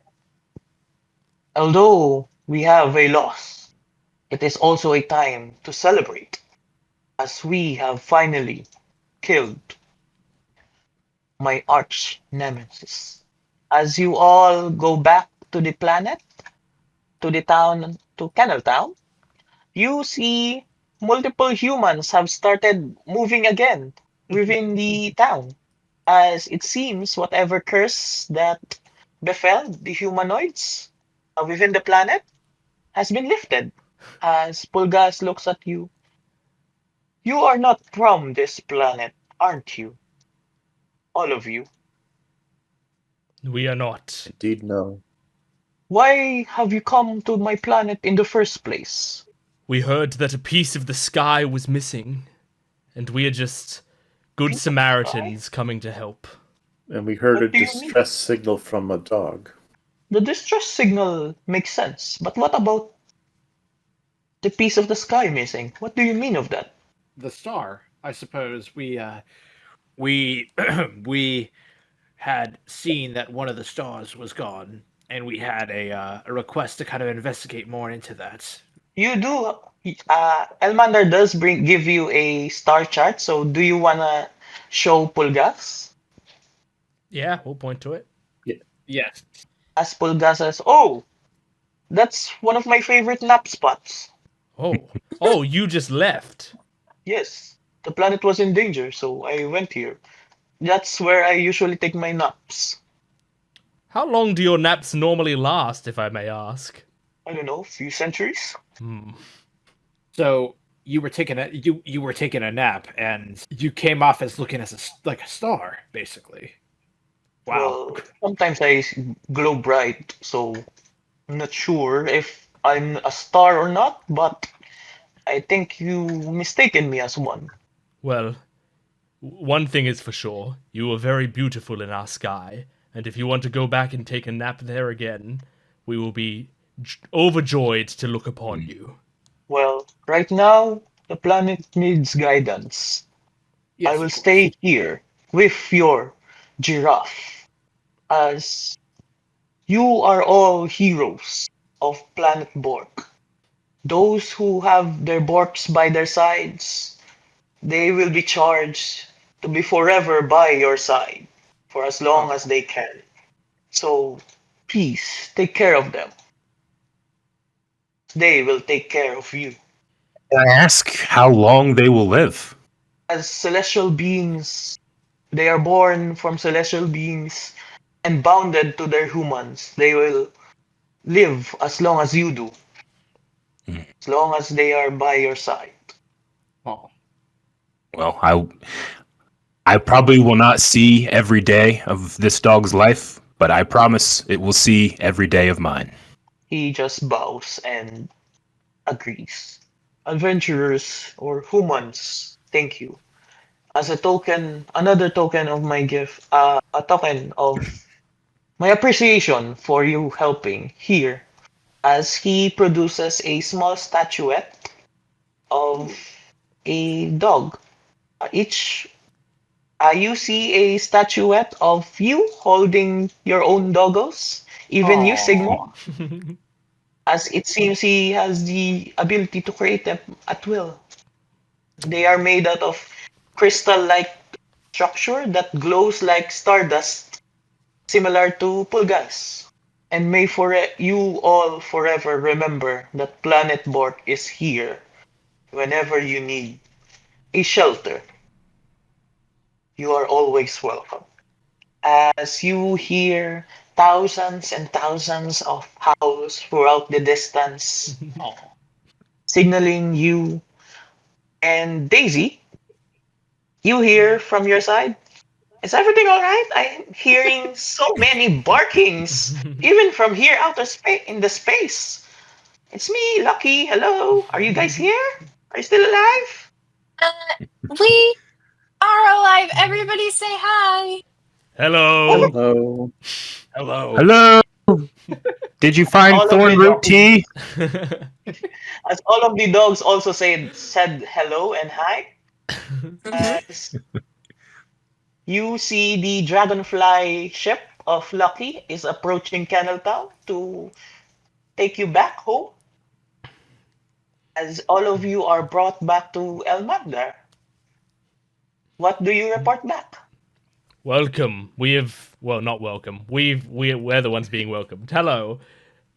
I am Sigmund Xander the Fourth, in case you've forgotten. We have completed our mission. The piece of the sky that was missing was simply a large canine that was taking a nap. We have saved their planet. And I hope no enemies of that magnitude shall plague them no more. Elmander looks at your review, studies it, and uses his telescope to view Kenneltown and sees Pulgas. You see a scene of Pulgas just lining up more of the boards, removing their shadows from them, and you see starlight celestial dogs just running around the planet once more. As well, so the star wasn't a star. That's weird. Well, I guess I have no other choice but to accept that fact. And of course, you are I owe you some payment as he releases a chest full of gold as you are all paid 100 gold each. Nice. Well, that I guess solves one mystery, but we can still look beyond the stars for more mysteries to solve, don't we? Absolutely. And I Well, I turn to Durgan and I go, my friend, I saw out there that you came to my rescue. And as someone who I could tell fears death, that was an incredibly brave thing to do. Thank you for that. Durgan looks up, and like he was petting his dog. Rub it in, why don't you? I don't have one of those anymore. Durgan looks at him, and he nods. He's like, perhaps in light of the fear of death, I figured I did not want to see you die, or anyone else for that matter. That I respect that. Thank you. And Lorian, did you get the story you've wanted to tell? With a few embellishments to really make it pop, yes. Yes, I did. My bros down at the library are going to get a kick out of this one. Durgan looks at Daisy and is like, Daisy, thank you for everything that you did. Oh, you're welcome. It's very busy, you know. It's a busy life. Lorian is by a table and he picks up a cup. It's an empty cup, but he can tell there's residue in it, and he gives it a sniff and he goes, "Oh, I thought so." So he goes over to Daisy's dog and he has the dog sniff it and go, "Look, you see that smell? That's thorn root. Go find some thorn root tea, buddy." as your dog looks at you, Fornut? A new adventure. Let's go find some. Oh, all right. And the dog leaves, and Daisy just kind of wanders off. Just leaves. Durgan Oh, I'm looking for Thornroot now. Durgan looks to his company and he's like, "Well, I should get going. Someone has to unlock the doors of my business, but I hope to see you all again." Godspeed, my friend. And he nods, and before he leaves, he's like, "And Lorian, I hope to see that story."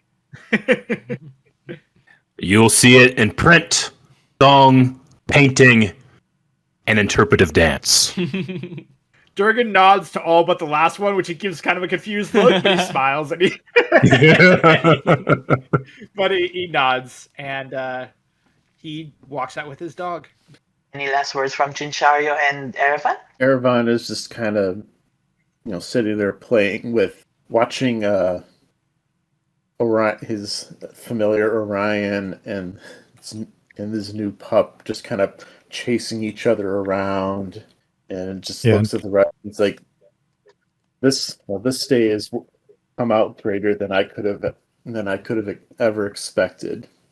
Thank you for this journey. And then talks to both of them, and they both kind of walk up with him, and he starts to head out. How about Chinchario? And Chinchario is actually generally surprised by some of the actions of the others and takes them in fond memory. Okay. And for the last roll for today, Sigmund, I need you to make a perception check. Okay, sure thing. I'm not good at those. This might be underwhelming. Let's see. It's a 3. It's a 3, so you just something was caught in your eye. Oh, good. I was gonna say I had one more bardic inspiration. Okay, you may roll a d6. That's awesome. I'm gonna cast bardic See what inspiration, number my it is. last one. I'll make it count. Here I go. It's a 3, so that's brings it up to what, a 6? 6. Yeah, you have dirt in your eye, and for the split second that you try to rub your eye, you just see something just snuggles in your feet and then disappears. Although he's gone, he is forever by your side. As that ends our story for today. Thank you, my players, for playing the Bork Father. Thank you Thank so you, much. Pong. That was so fun. That was so That was so fun. Thank you, Pong. So yeah, thank you for playing, and I hope you all enjoy. That was great. That's That was a it. lot of fun. Thank you so That much. was really, really That was- fun. Yeah. Pong, you did I've an never- awesome job. Yeah. Yep. I've never played a bard before, so that was a lot of fun. Yeah. That was great. Might have to revisit that class. All of your characters are gonna have to wear that collar for the rest of their lives, otherwise you're not gonna be able to understand your dog. It's just a permanent that is fixture. You're right. I know. It's okay. There was like a period where that was fashion. Oh, So- absolutely. I think it still Yeah. is. You still can wear some chokers. Yeah. Just restyle it a bit. Repaint it, recolor it. Yeah. So thank you for playing. I will be leaving now, as it is 2 a.m. for me here. Yeah. God, Go to yeah. sleep, Oh. dog. Yep. Yeah. in, It the, is in the Philippines. It is 4 a.m. over here. And that was the one shot. So I hope you enjoyed that. Now here's the part of the video where I talk about it, because there are some things that I want to talk about in relation to the one shot. So when I found out that I was doing the one shot, I was very excited. My thoughts were like, okay, I'm doing a one shot with people I've never met before. Like I want to, like, what am I gonna do for a character? I want to do I want to play something that isn't like a super boring character. I didn't know exactly what I was going to do. And there are several options when you're doing a one shot, especially with people you haven't met before. Like, do you create a new character from scratch, or do you like use a character you've used before? Now, I was originally going to create a character from scratch. I was originally going to play a very socially anxious guy, sort of nerdy guy who he sort of talks like this, and he has a lot of trouble communicating with people because it's very, very difficult to talk to people. I was going to do a character like that, right? And it was going to be an original character I'd never played before. And I decided against that for a few reasons. One reason was that I actually was like, if I'm doing this with strangers who don't know anything about me, and then I'm playing like a socially anxious character, is that like, you know, am I using the right energy? You know, like, isn't it better if a lot of the people here might be anxious anyway, to try to go for something more confident, so that I'm not feeding into the nervous energy as much. Even though, I mean, it's very clear I'm doing a character there. I'm doing character choices that talks very differently to the way that I talk. That was still like part of what I thought. Secondly, I was like, I think it might be good to go into something like this for the first time with like a fully formed character, a character that I know intimately.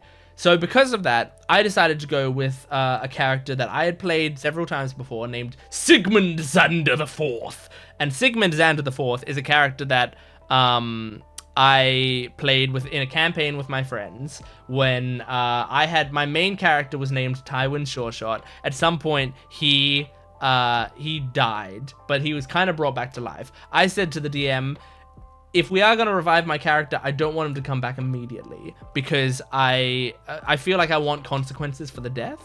So I said, can I come in as a different character, and this character will be like his doctor that is helping my character out of the coma? And the DM said yes, and then I came back as a character, and I tried to create a doctor. And I wanted to play a character I'd never played before, like a type of character I'd never played before. So I went for the mad scientist archetype.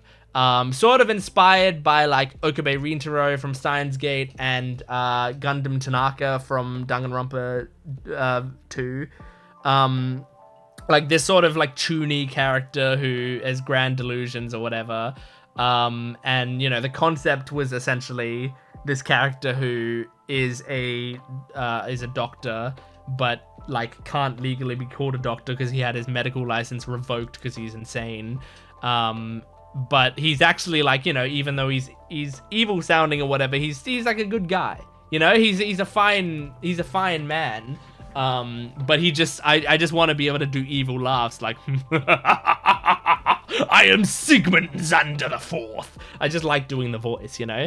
So I decided to play that character because I thought he's a great character to easily slip into, and for people to immediately know, like, this is a character. This is someone I kind of get his concept. And I think in a one-shot, you want to play a character that's sort of like that, where it's like you don't need to do much for people to understand the character and commit to them, and you can do like a small arc with that character within the context of 3 hours or 4 hours of game time. So I thought that was important as well, because I have a lot of characters. And then also, I thought that he was a good idea because one of the gimmicks for this character is he has a little metallic giraffe, and the metallic giraffe follows him around. And beforehand, Pong had given us some trigger warnings about the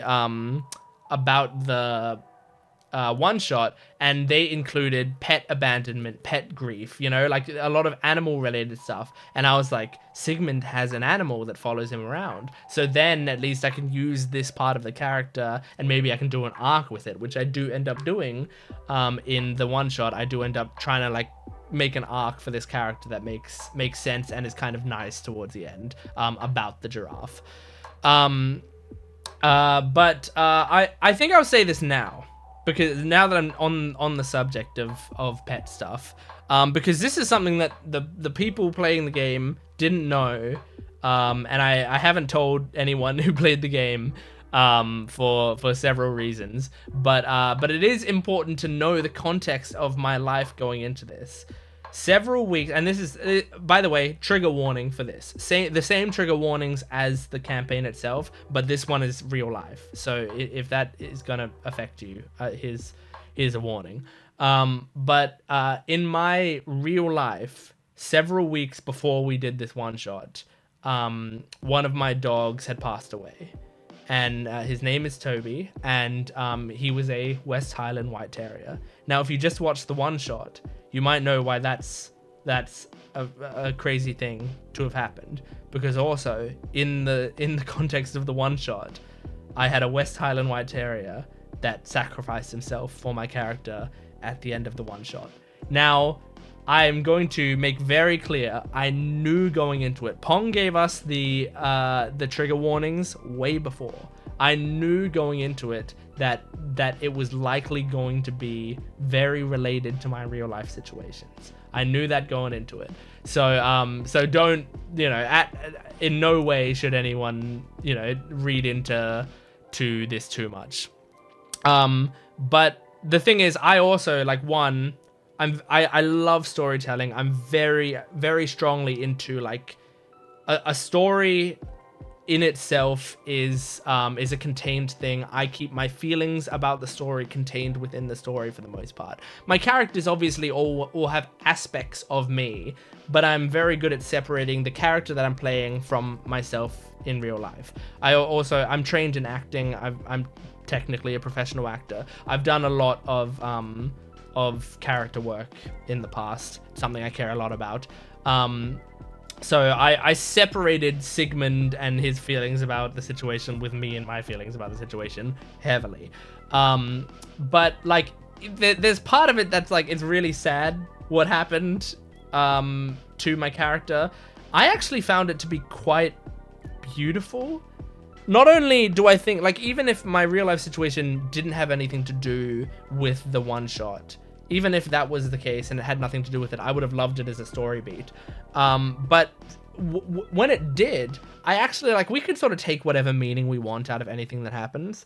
Like, in my mind, if you believe in signs, this is one of the biggest signs. Like, how great of a sign can you get that, like, your pet who had recently passed away loves you as you play a one-shot with people who don't know anything about your situation, and in that one-shot, your pet sacrifices himself because he loves you so much, and it ends with him being like him being with you in spirit and watching over you and standing by your side.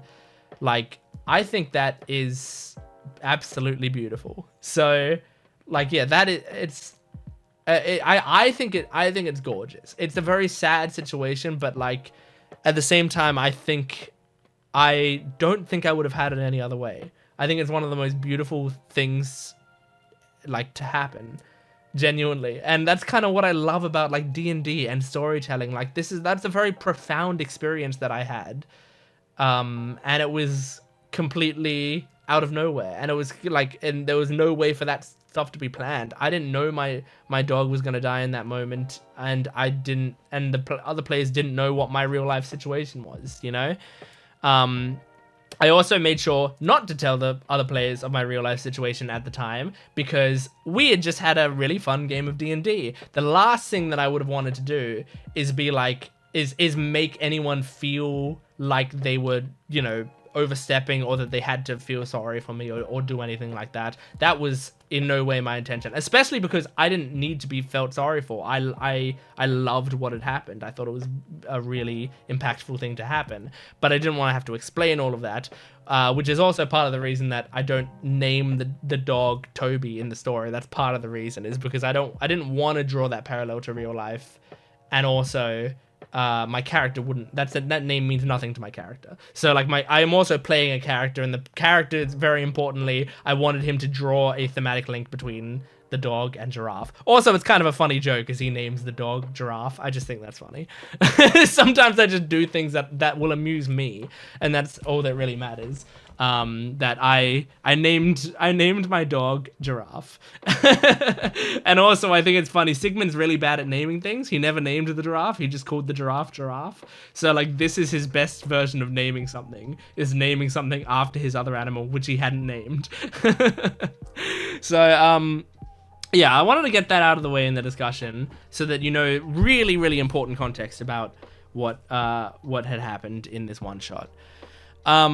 But also, now going back to lighter things, which is the one-shot itself. Going into it, I was extremely nervous. The good thing is I talk to a camera for a living. I also, as I said, have been trained in acting and stuff. Like, I'm very confident. You know, I don't get nervous before I go up on stage or whatever, or if I do get nervous, I don't get, like, it doesn't really hinder me necessarily. I like going on stage. I like being in front of lots of people doing stuff. So I was nervous, but it wasn't hindering me at all going into the thing. I was very excited to do this one shot. But the thing about going into one shots with strangers, and this is partly something that the DM does, and I think Pong did a great job of it, but also I think the onus is partially on the players, especially the more experienced players, to try to create a comfortable environment for the other players to be able to play in. Now the difficult thing is like where is the line between comfortable environment and stealing the spotlight? I don't know. I tried very hard to make sure that I wasn't the only one talking, that I wasn't like trying to take anyone else's moments away from them. Anything like that. I tried really hard to do that. Maybe in some points I did do that. I'm not sure.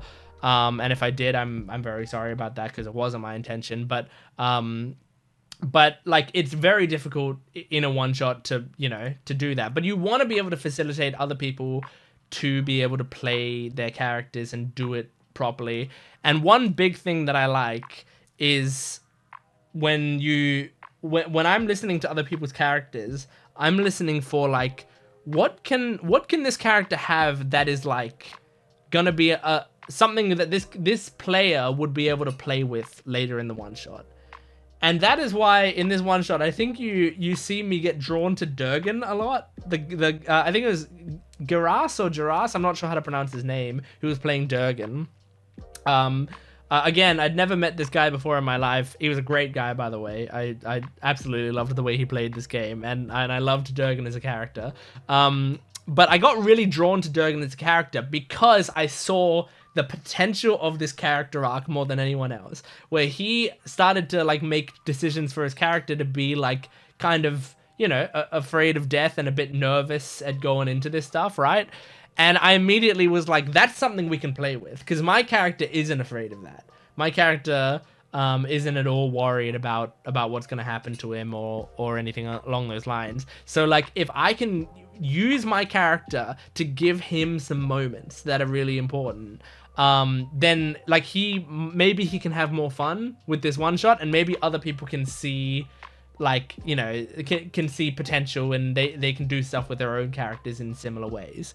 So I kind of formed a bromance with Durgan throughout the thing, because I thought it was very funny to push his character arc along. I went to university to study creative writing. I have a degree in creative writing. And like a big part of what I do with my creative writing is everything's about character arcs. The characters are the most important part of any story that I read to me. And I love character work. So that's why I love D&D so much, because it's just, you can just do pure character work every time you're playing. So I just did that a lot with Durgan. And also the fact that the player had such a delightful energy to him. He was very fun to play with, and he was seeming to be like down with any of the directions I was pushing his character in. So that was very fun. But like all of the players were so much fun to play with, and there's only so much time. I would have loved to have I would have loved for all of us to have like these huge character arcs. But I think by the end, I feel like everyone had like an important thing about them. And something important happened with everyone by the end of the one shot, which is like fucking fantastic. Because like for one shots are really, really difficult in D&D.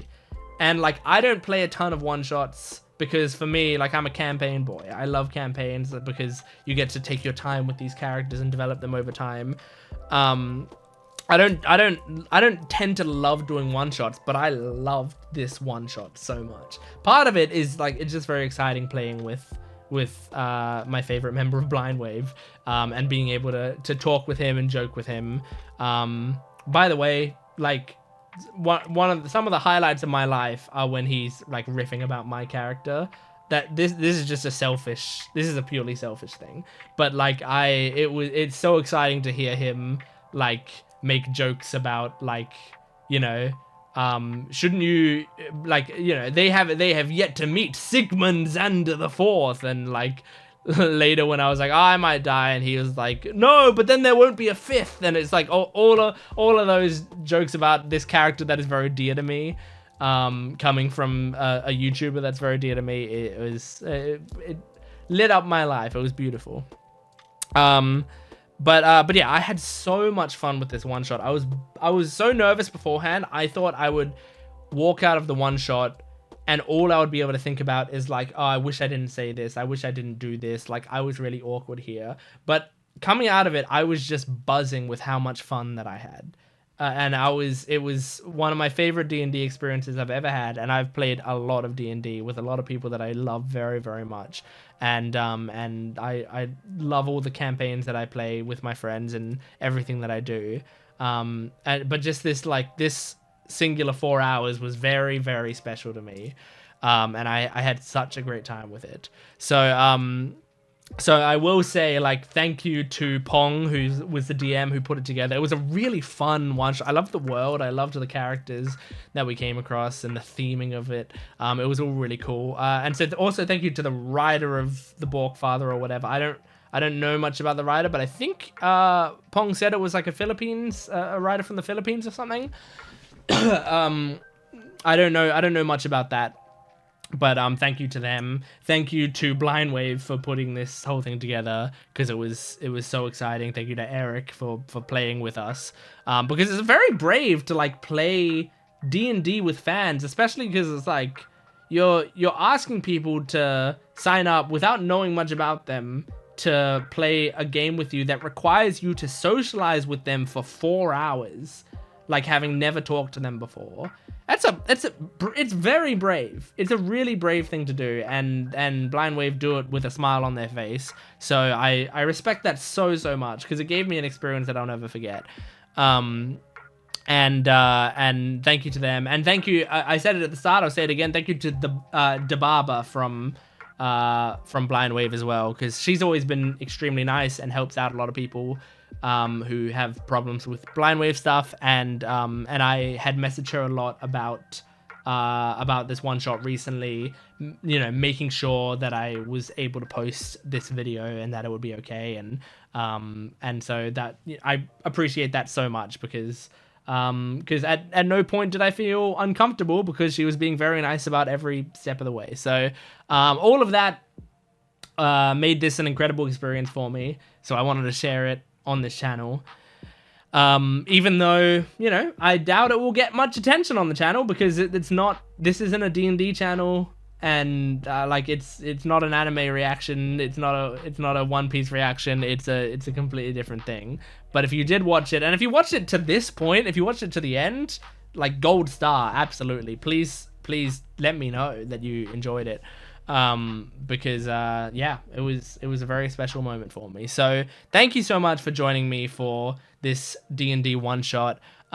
Please support the video if you can. Go check out some of my other stuff. If you like my vibe at all, if you enjoyed anything that I did in this video, I really appreciate it. Please go and check out some of the playlists on my channel. See if there's a series that you really like that I reacted to, or anything along those lines. I got a lot of stuff from My Hero Academia to One Piece to Epic the Musical to Alien Stage recently. I'm doing Witch Hat Atelier right now, which is one of my favorite things I'm watching in the week. There's so much stuff, so go check all of it out. But yeah, anyway, thanks for watching. I will see you next time. Goodbye.